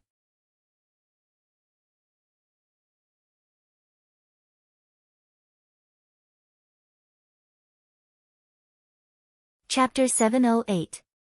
While Sulu angrily sought an explanation from the Secretary of Defense, Zhou Yingxing, over the delayed encrypted military phone call, he knew very well that the person who deliberately distanced him from the Lees of Philadelphia and prevented him from attending the war god's funeral was not actually from the Department of Defense. He directly made a call to the president's official residence, and after a fierce argument with Director Breen, he was given the opportunity to speak directly with President Pabre. But this was still not enough, because although the president understood his feelings, he did not agree with directly falling out with the other side over the old man's funeral. The president understood him, so he comforted him. Sulu also understood him. The election was about to begin, and the official residence was now under great pressure. Once Mr. Pabre lost in the election, everything, including the things he had promised Sulu, could never be brought up again. In the end, the reason Sulu remained in the West Woods in the Sunset State and did not attend the war god's funeral was because of a video message from Philadelphia. In the message, General Lee Jae-do calmly described the old man's dying wish and reminded Sulu that the other side had too many reasons to prevent him from attending the funeral. For example, when the people saw him, they would think of the mechanic, and that their father had a traitorous younger brother. Then, they would be enraged, and the officers, who were already easily agitated, would be even more agitated. In the past few years, the entire Federation and the military had deliberately pushed him to the position of the war god's successor. Now that the situation had changed, the other side naturally did not want him to attend the funeral because they did not want the people to think of the so-called inheritance. However, this was not what Sulu was concerned about. He just thought that as a junior, he should at least send the old man off. But now, even the old man's own son, General Lee Jae-do, had expressed his opposition. If he insisted, this kind of insistence would become a little strange. When Sulu looked at the starry sky in the Sunset State with a complicated and inexplicable smile and made the decision to give up on attending the funeral, it was already the end of February of the 72nd year of the constitutional calendar. Countless snowstorms strangely fell on the various planets of the Federation at this time, and at the same time, the news of the war god Li Pifu's death was spread to thousands of families. Although the Federation people were already mentally prepared for the war god's passing, they could not help but mourn. The densely packed Federation Square cried in unison, but one thing was very noteworthy. The Federation people's grief was so calm, probably because they firmly believed that although the war god was gone, the Federation would always be victorious. Almost all television stations adjusted their broadcast plans at the last minute. The Federation News Channel, on the other hand, pulled out a long-prepared large-scale news documentary filmed by the Jinxing Documentary Film Factory of the Ministry of National Defense and directed by the famous director Bai Ziming. This documentary, called The Man from Philadelphia, had only been broadcast for 3 days, but it had attracted a new wave of attention and mourning activities. All the major television stations applied to broadcast it online, and the young students of Linhai State University lit candles and looked at the light screen above their heads, guarding the old heroic spirit in the snow. The Central Committee of the Green Dragon Mountain Anti-Government Army published a press release written by the leader of Nanshui. In the press release, the committee warmly praised Marshal Li Pifu's great achievements in resisting the invasion of the empire.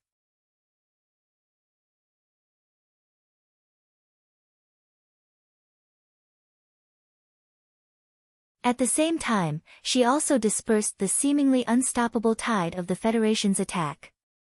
The empire's great retreat ends here. In the past, you won and advanced because I allowed you to win and advance. Now, I won't allow you to take another step forward, so you won't be able to take another step forward. This was the strongest message that the imperial armies and their commander-in-chief sent to the enemy of the Federation. In fact, if it weren't for the MX independent mecha troop led by Colonel Li Feng arriving outside the L9 system's dimensional door in advance, the Empire's Wolf Fang mecha troop that had rushed out with the tide might have swallowed up the entire Fourth Army that had been left behind on the planet's surface. In this unprecedented form of mecha warfare, Huai Chaoshi and Li Feng, the two mecha prodigies who had made a name for themselves at a young age, began to blossom with unimaginable splendor. Although they had never met on the battlefield, both the Federation and the Empire knew that that day would eventually come. Huai Chaoshi felt a little hungry. After thinking for a while, she poured herself a glass of milk. She was very satisfied with the current situation. Throwing the X3 crystal mine to those greedy capitalists of the Federation had indeed reduced the pressure by a lot. Her father was right, if a pack of dogs discovered a bone of meat to eat, they would definitely not attack humans again. Instead, they would attack each other to share the bone of meat. The guards suddenly noticed that a document at the bottom of the electronic folder was marked with 5 gold stars. He frowned, thinking that the Intelligence Bureau official must have made a mistake. The Federation forces hadn't attacked Tianjing, so what kind of intelligence would require 5 gold stars? What's wrong? Huai Chaoshi asked with a frown as she tore open a piece of coconut milk bread and prepared to have a simple lunch. Seeing the expression on her subordinate's face, she asked with a frown. It shouldn't be anything important. The trusted guard shrugged and opened the document. Then, he turned into a statue and remained silent for a long time. He swallowed a mouthful of saliva with difficulty and looked at Huai Chaoshi before saying in a hoarse voice, "Dog thief Li Pifu is dead." Huai Chaoshi put down the bread in her hand in a daze. Although she had received news of Li Pifu's serious illness a few months ago, she still found it hard to believe when she suddenly heard that he was dead. That person invaded the Empire's territory like a demon, burned the Empire's stars, massacred the Empire's citizens, and even killed the Emperor and the Great Teacher. He was evil and invincible for his entire life, but in the end, he died just like that. Huai Chaoshi walked to the window and looked at the blood-red sunset. She narrowed her eyes as if there were flames burning in them. Everyone said that she was invincible.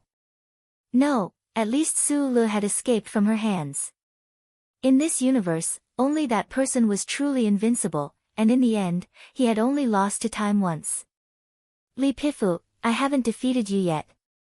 How can you die? When the Emperor found out about this shocking news, he probably felt the same sorrow as his daughter. He silently thought, Li Pifu, you old thief, I haven't killed you yet. How can you be dead? At the time, the Emperor was roaring in rage because of the underground resistance organization joining hands with the Federal Army. After hearing about Li Pifu's death, he suddenly calmed down. He waved his hand and drove everyone out of the palace. He himself passed through the screen full of sunflowers and came to the railing of Star Caesar Hall, gazing at the high and untouchable ground. Then, His Majesty the Emperor released his hand and threw the vine that was full of old blood stains down. The funeral will be officially held on the 10th of next month.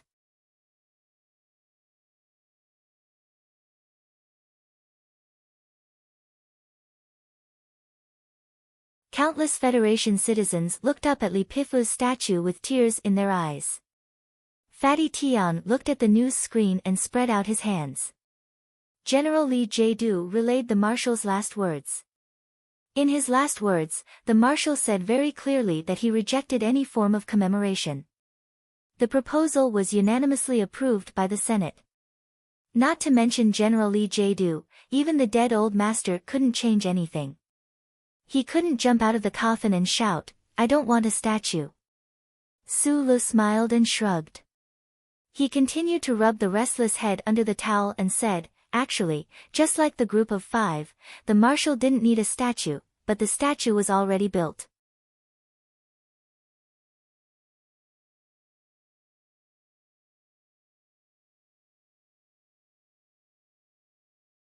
Chapter 709. The citizens of Silin were relatively calm about the passing of the war god Li Bofu. This was probably because they had seen far too many life and death separations after decades of bitter war against the Empire. Moreover, Ceylon had never lacked heroes in its history, especially 2 years ago when they had just sent away their own hero. That was why they expressed their condolences and showed the most sincere respect for the old man's passing. Life quickly returned to normal after that. In fact, no matter who lived or died, the universe would always develop as it had been.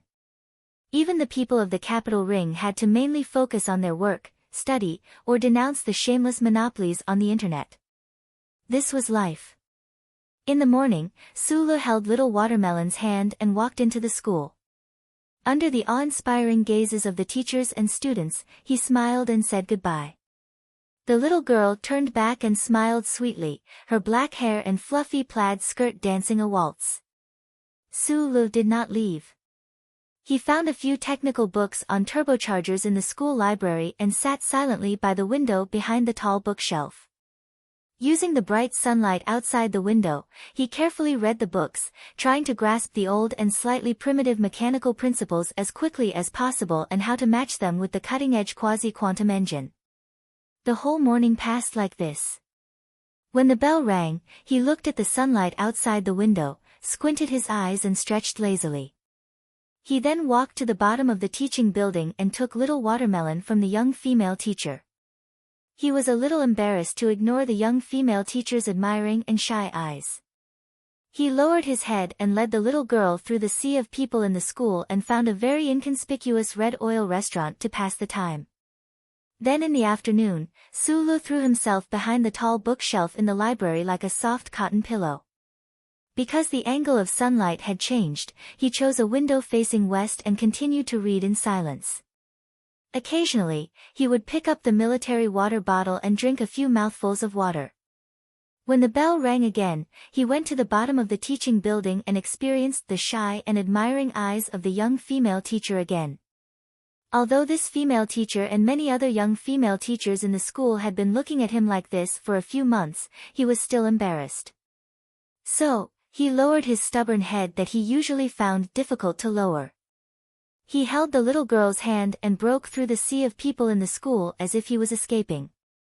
When they returned to the old mansion in Wei Tu district, Fatty Tian would sometimes wait in the dining room with a knife and fork, and sometimes he would disappear without a trace. It was said that he had gone to the 2nd Rapid Response Brigade to compete in drinking. Zhong Huiyan, on the other hand, would use her fastest speed to rush upstairs, take a shower, wash her hair, and change into beautiful household clothes. Sulu, on the other hand, would take advantage of this time to cook a few home-cooked dishes in the kitchen and a large pot of rice. After Zhong Huiyan bit her lip and stubbornly expressed that she was only willing to eat the food he cooked, the responsibility of cooking in the old mansion fell on him. Su Li's appetite was still as exaggerated as always, so it took a long time for him to cook a big pot of rice. By this time, Zhong Huiyan would have already washed herself clean, held a large white towel, and skipped downstairs. She would quietly stand in front of him and then lower her head to hide in the white towel. Sulu wiped the little girl's wet hair quickly, simply, and even a little rudely. The cigarette in his mouth would often leak some ash. At times like this, he would often narrow his eyes and recall the homework content and key points in the parents' handbook.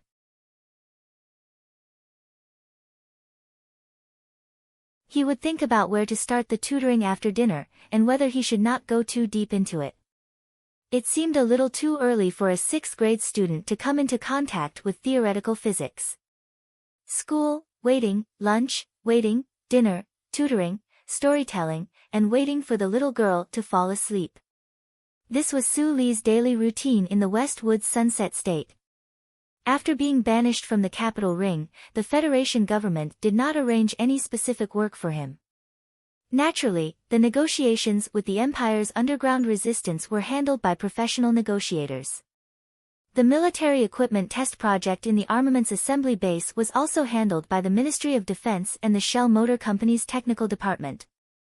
All Sulu needed to do was to attend a few cocktail parties to strengthen friendship and appease the anger of Mr. Muen and the other Outlanders. Other than that, there was nothing else to do. Therefore, he began to silently act as a guardian. According to the life attitude he had cultivated over the years, he should do what he did well. He tried his best to play the role of a male babysitter. This kind of life seemed a little boring and monotonous, but Su Lu could adapt to it very well. This was because in this kind of boring and monotonous life, there was the word peaceful life that he liked very much. Compared to the battlefield full of blood and smoke, the Vanity Fair full of conspiracies and violence, he felt that his current life was as gentle and happy as the clouds. Why does the wave content of electrons begin to collapse when we observe them? Zhong Huashan, who was wearing a pink nightgown, was curled up in a corner of the sofa. She gently bit the end of a digital pen and asked in confusion. The little girl was not yet 12 years old, but her youthful appearance was very clear.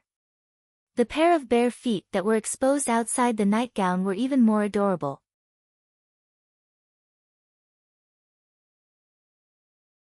Although I have to admit that your learning ability is very amazing, I still think that it's a little too early to explain quantum physics. Su Lu looked at the report card that the school had sent to his phone. Looking at the full marks on it, a faint sense of pride spontaneously grew in the depths of his heart. He could not help but laugh out loud. After the death of Commander Zhong and his wife, this delicate little girl in front of him was a family member that he had to do his best to take care of. However, he did not expect that little watermelon would have such an extraordinary talent in learning. Before the age of 12, she had already finished all the high school courses. If you're interested in this, there's a popular science book called The History of Quantum Physics. You can take a look at it first. Zhong Huashan shrugged like an adult and said cutely, I've already finished reading that book, but I have to admit that there are many parts that I don't understand. Brother, everyone says that you're a genius, so you should be able to explain it more clearly. Theoretical physics has always been my weak point. Su Lu also shrugged and said, when I was learning from Professor Shen at the Research Institute, I was often criticized mercilessly by him, so it's best to ask someone else for these questions. When Zhong Huashan heard this, she suddenly sat up from the sofa and crawled over to Su Lu in an unseemly manner. She looked up at him and blinked her eyes. She asked curiously, should I look for that female engineer? She's the chief technical supervisor of Nutshell, and she designed the MX mecha with you, brother. She must be very good at theoretical physics. Su Lu was stunned for a moment. He rubbed her hair and said, she's very busy with work now. Military equipment testing is a long-term job. There's no way she'll be very busy. Zhong Huashan's judgment was clearly sharper than that of her peers. She wrinkled her nose and retorted, you were arranged to do this because the big shots from S1 wanted to chase you far away, so why is she here too?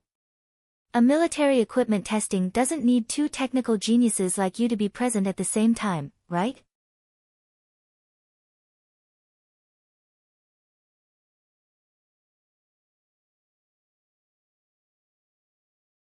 Chapter 710. Hearing the little girl's sharp retort that was still filled with curiosity and teasing, Su Li's mind naturally appeared in front of him.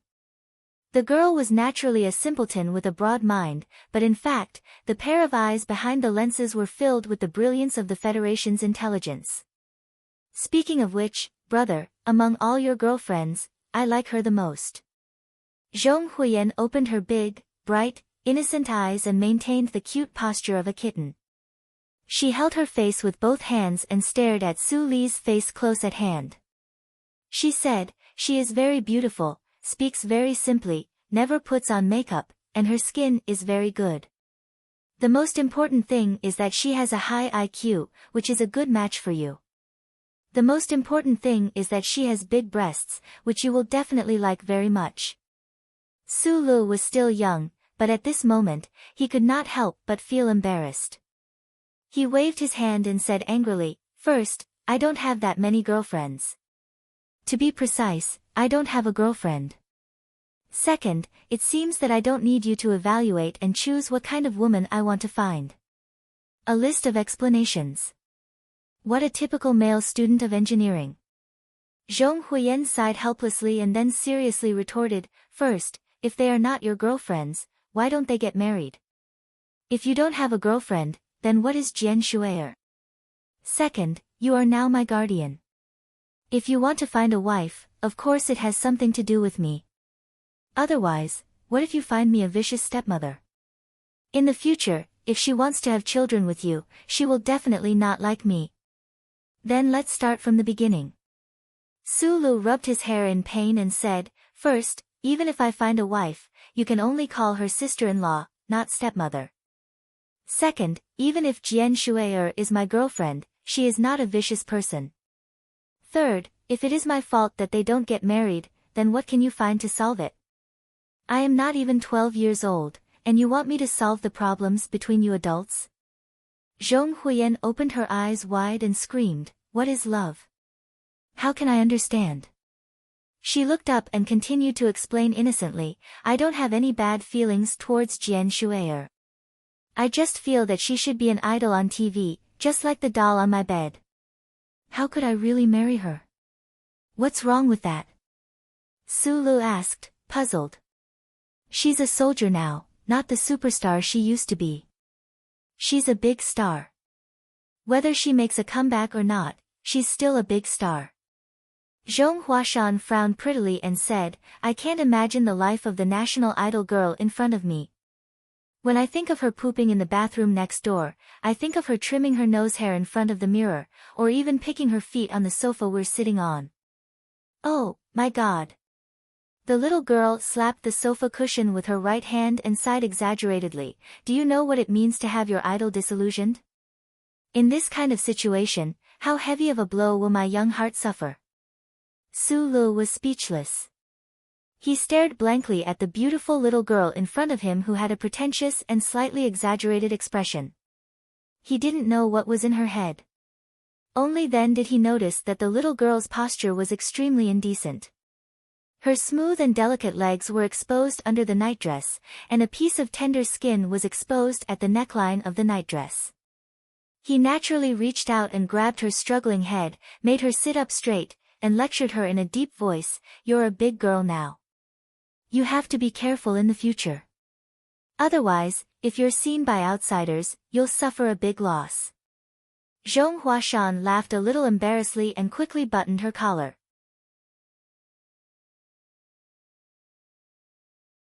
Sulu looked at the little girl with picturesque eyebrows and somehow thought of the scene a few years later when little Watermelon, who had become a young girl, had a boyfriend and walked into the family in a wedding dress. His eyes narrowed subconsciously, and his chest was filled with warmth and a faint sense of loss. This fatherly feeling flashed through his mind, and he suddenly thought of a very important question. He frowned and looked at her. After a long while, he hesitated and asked, how is the school's adolescent education? I saw that there seems to be a task requirement on the parent column in the electronic manual. Brother, what do you want to ask? Zhong Huashan opened her big eyes and looked at him curiously. Sulu was deliberating his words. If Mrs. Zhong was still alive, of course, it wouldn't be his turn to deal with these things. But the problem at hand was that the entire old house in Weili 2 district was full of a group of special elite men. Even the big fat white rabbits behind seemed to be male. I understand. The clever little girl reacted quickly. She glared at him, put her hand in front of her little face, and said quietly, first, I haven't come yet. Second, even if I come, I can handle it myself. This doesn't require a high IQ. By the way, you don't have to worry about these women in the future. She followed up with a reminder. She grabbed the hem of her nightdress and said angrily, I'll be shy, okay? The words, woman, and shy, directly broke down Su Li's psychological defense. He stared at the little girl in front of him and was speechless again. After a long time, he came back to his senses. He coughed twice and said, we'll continue the discussion about the accuracy of quantum physics tomorrow night. Go to sleep quickly. We still have to go to the south tomorrow. Zhong Huashan stood up from the sofa, lifted the hem of her nightdress, and bowed obediently with a smile. Then, she rushed to the bedroom screaming. Her short black hair was so cute. The 72nd year of the constitutional calendar was an election year.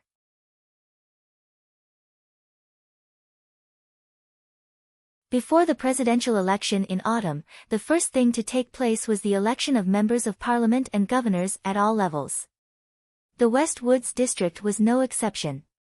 1/3 of the district's members of parliament would be rotated.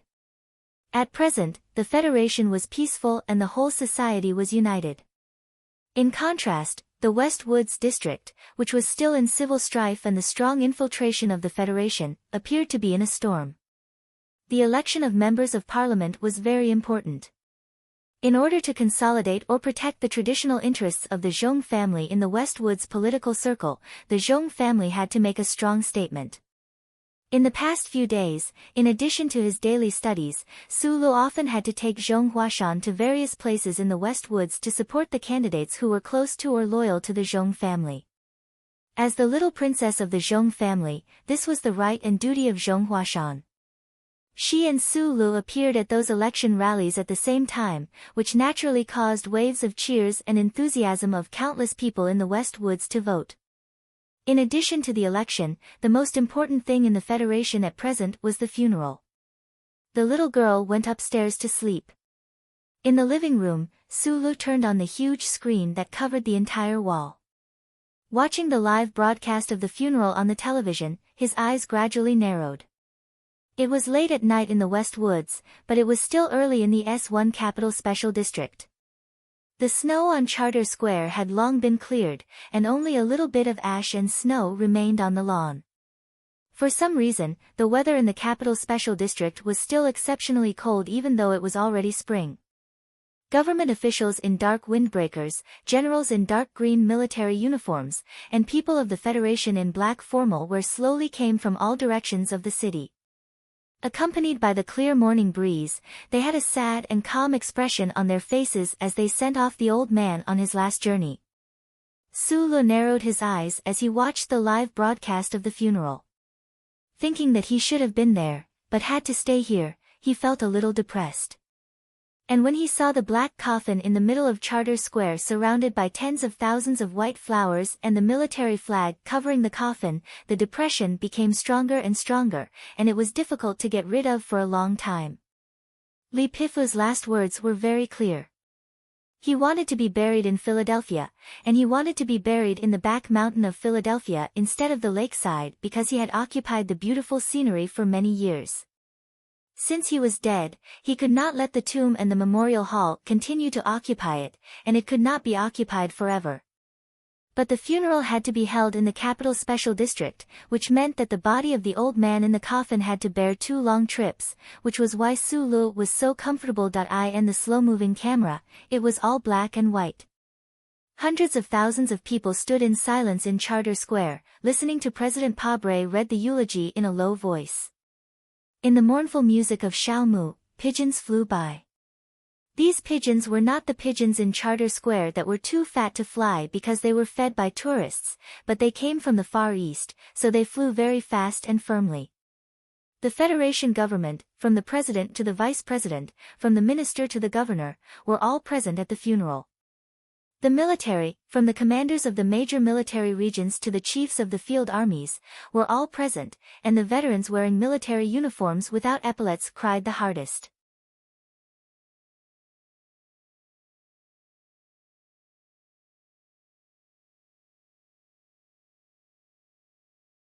The middle-aged male anchor, the people in the square, and the hundreds of millions of viewers in front of the TV all looked at the girl walking at the front of the group of family members, and all fell into shock at the same time. Jian Shuier, dressed in black, was holding the black and white portrait of the military god in her arms, and General Li Feng and General Li Jiedu were standing beside her. Her perfect face, which had fascinated the people of the Federation for many years, was filled with endless sadness.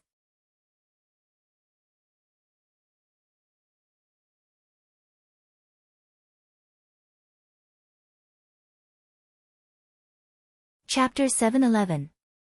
Seeing Jian Shuier slowly walking forward with the portrait in her hands, Su Li's eyes narrowed again. He subconsciously took a sip of water.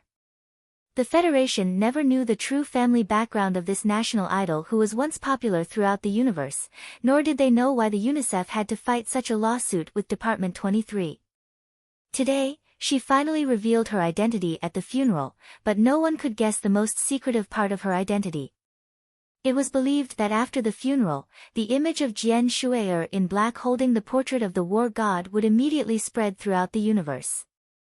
Countless news media would definitely dig up the relationship between her and the Lees of Philadelphia. The curiosity of the public would put a lot of pressure on her, but no matter how many factors there were, it was impossible to stop her from rushing back from the front line to attend the funeral. This was because she used to be called Jian Muzi, and was picked up by the Lees of Philadelphia from the other side of the universe. She was a daughter who grew up with great care and tolerance. Su Lu had not seen her for a few days. Usually, they only contacted each other through email. When he found out that she was rushing back to Philadelphia, he sent her a letter of comfort. Other than that, he could not do too much. At this time, looking at her slightly red eyes and haggard and sad face on the news, he was very worried about her. He sat silently on the sofa and silently watched the live broadcast of the funeral. He silently waited until the funeral was over, and the Federation News Channel began to play, "The Man from Philadelphia," again. Su Lu lowered his head and rubbed his eyebrows. He turned off the TV and then sat silently for a long time again before picking up the phone and dialing a number. Just like in the past, the phone rang precisely 3 times before it was picked up.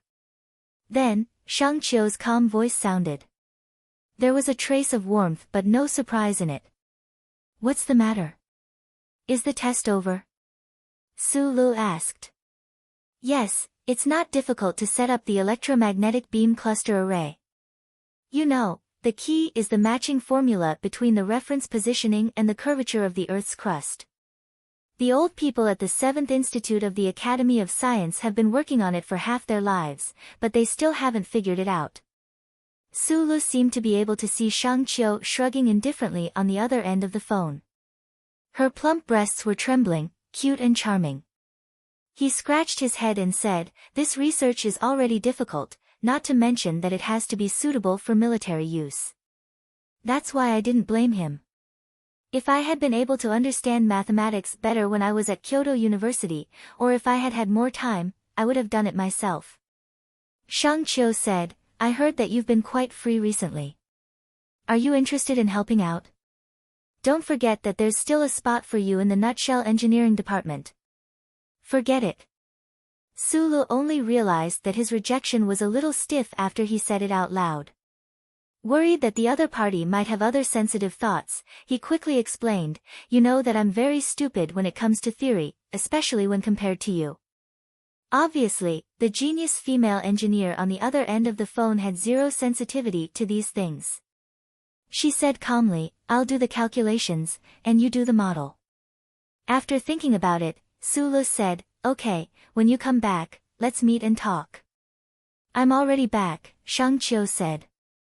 "We need to wait for the live ammunition data, so the entire research team has been pulled back." "You're at the Golden Star Hotel right now?" Su Lu asked in surprise. When he thought about how close she was to the Wei Air mansion, he couldn't help but feel nervous. "Why? You want to see me?" Shang Qiu said after a pause.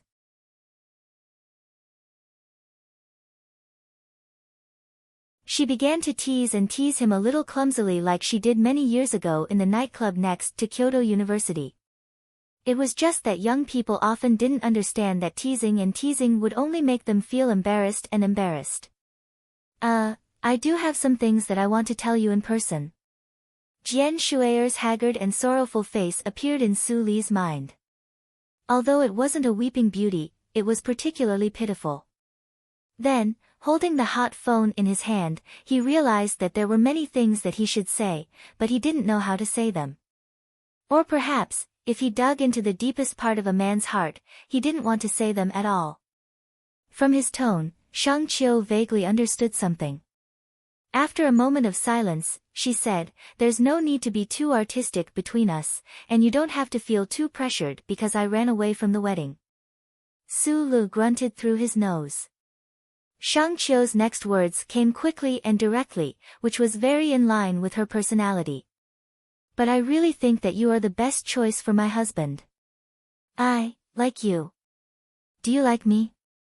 Sulu felt that this question was much more difficult than the spring recruitment exam for Nutshell.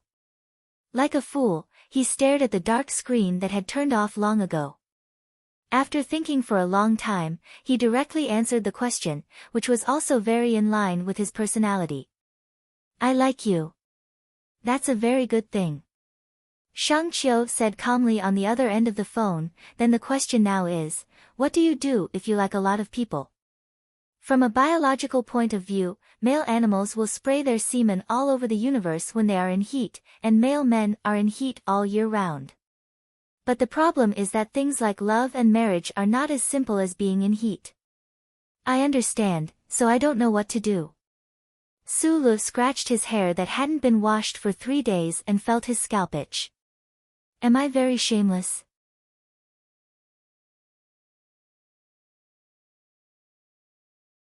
You are as shameless as all men, Shang Qiu commented.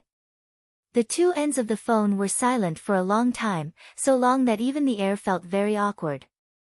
At this time, Shang Qiu suddenly asked, have you ever thought that if we have a child, will it become the most amazing engineering genius in history? If it doesn't inherit my looks, then this child will definitely be very beautiful. Sulu added in his heart, and the child will definitely have a very good figure. Then, why don't we try to have a child? Shang Qiu's voice on the other end of the phone became somewhat erratic. The kind that secretly. Hearing the word secretly, Su Li's heart failed to live up to his expectations and trembled. His mouth opened in shock, and he couldn't close it or speak. At this critical moment, a burst of chaotic footsteps and a scream came from upstairs.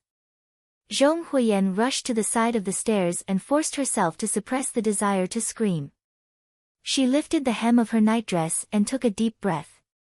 Looking at the stunned Sulu downstairs, she said in a trembling voice, it's coming. Sulu was stunned for a moment, and then reacted. He suddenly stood up and looked at the tiny red stain on her nightdress, panicked, and said loudly, you said you can take care of it yourself. The black coffin covered with the bright military flag of the Federation was quietly placed in the main hall of the Memorial Hall of the Federation Heroes. At this time, it was already late, and the endless mourners were helplessly blocked outside the gate. They could only express their grief through the glass and the light curtain. After a long secret talk with General Li Jiedu, the president had already left. After all, there were still countless important matters waiting for him to decide on in the Federation and in the front line. Immediately afterwards, those generals with sorrowful expressions were also gently persuaded away by Li Zidao. These old generals who had followed the war god Li Zidao to the north and south in the past were already old, and it was very difficult for them to endure for a long period of time while grieving. In the quiet night, the Lees of Philadelphia guarded the coffin of the old man. Although it was called the Lees, in fact, there were only 3 people. As the night gradually deepened, Jian Shuier, who was attacked by grief and fatigue, finally couldn't take it anymore. She leaned against the pillar and fell asleep. Li Jiedu looked at the logistics officer who covered the girl with a green military blanket and waved his hand to call Li Feng over. Send your aunt to the room next door to rest. Also, tell the Ministry of National Defense not to let the reporters disturb her for the next few days. General Li Jiedu gently asked the staff to go to rest. Then he walked to the side doors on both sides and gently closed them. At this time, he was the only one left in the spacious memorial hall of the Federation Heroes. There was also a black coffin covered with the Federation's military flag. He moved a stool to the side of the black coffin, took off his military cap, and casually placed it on the black coffin. Then he sat down and let out an almost inaudible sigh. The spacious hall was dimly lit. Li Jiedu gently placed his palm on the black coffin. His expression was calm. His gray hair, the wrinkles at the corners of his eyes, and his tired expression gradually merged with the atmosphere. Suddenly, he turned his head and quietly looked at the black coffin. His gaze seemed to want to penetrate the thick specially made coffin and look at his father lying quietly in the military flag. Just like that, Li Jiedu sat beside the coffin for an entire night. He didn't speak, didn't drink, didn't eat, just sat there in silence. His palm was always calmly placed on the black coffin. Until early morning, when a new day arrived, the sky outside the window seemed to be shining.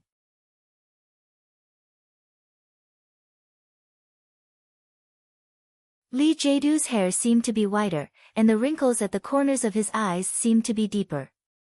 He was increasingly tired.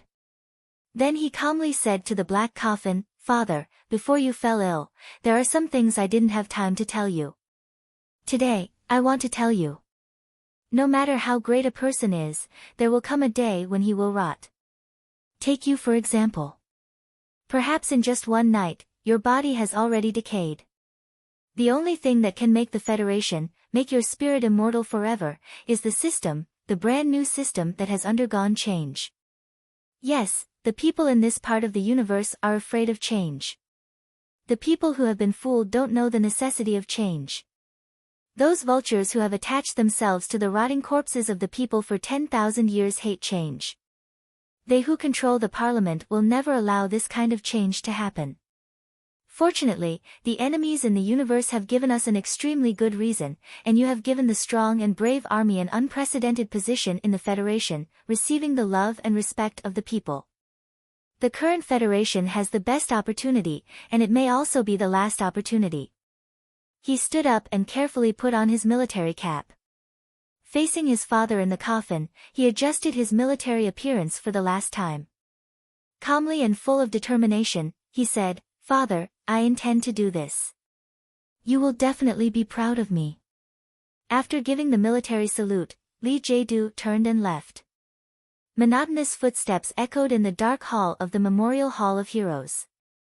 The black coffin covered by the military flag seemed particularly lonely. It was unknown whether the old man in the coffin would be proud, but in any case, he could no longer speak. You're tuning into the Blissful Bookshelf YouTube channel.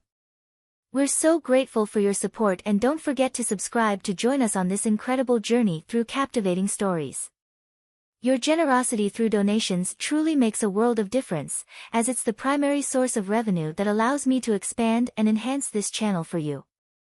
Thank you from the bottom of my heart for being a part of this adventure.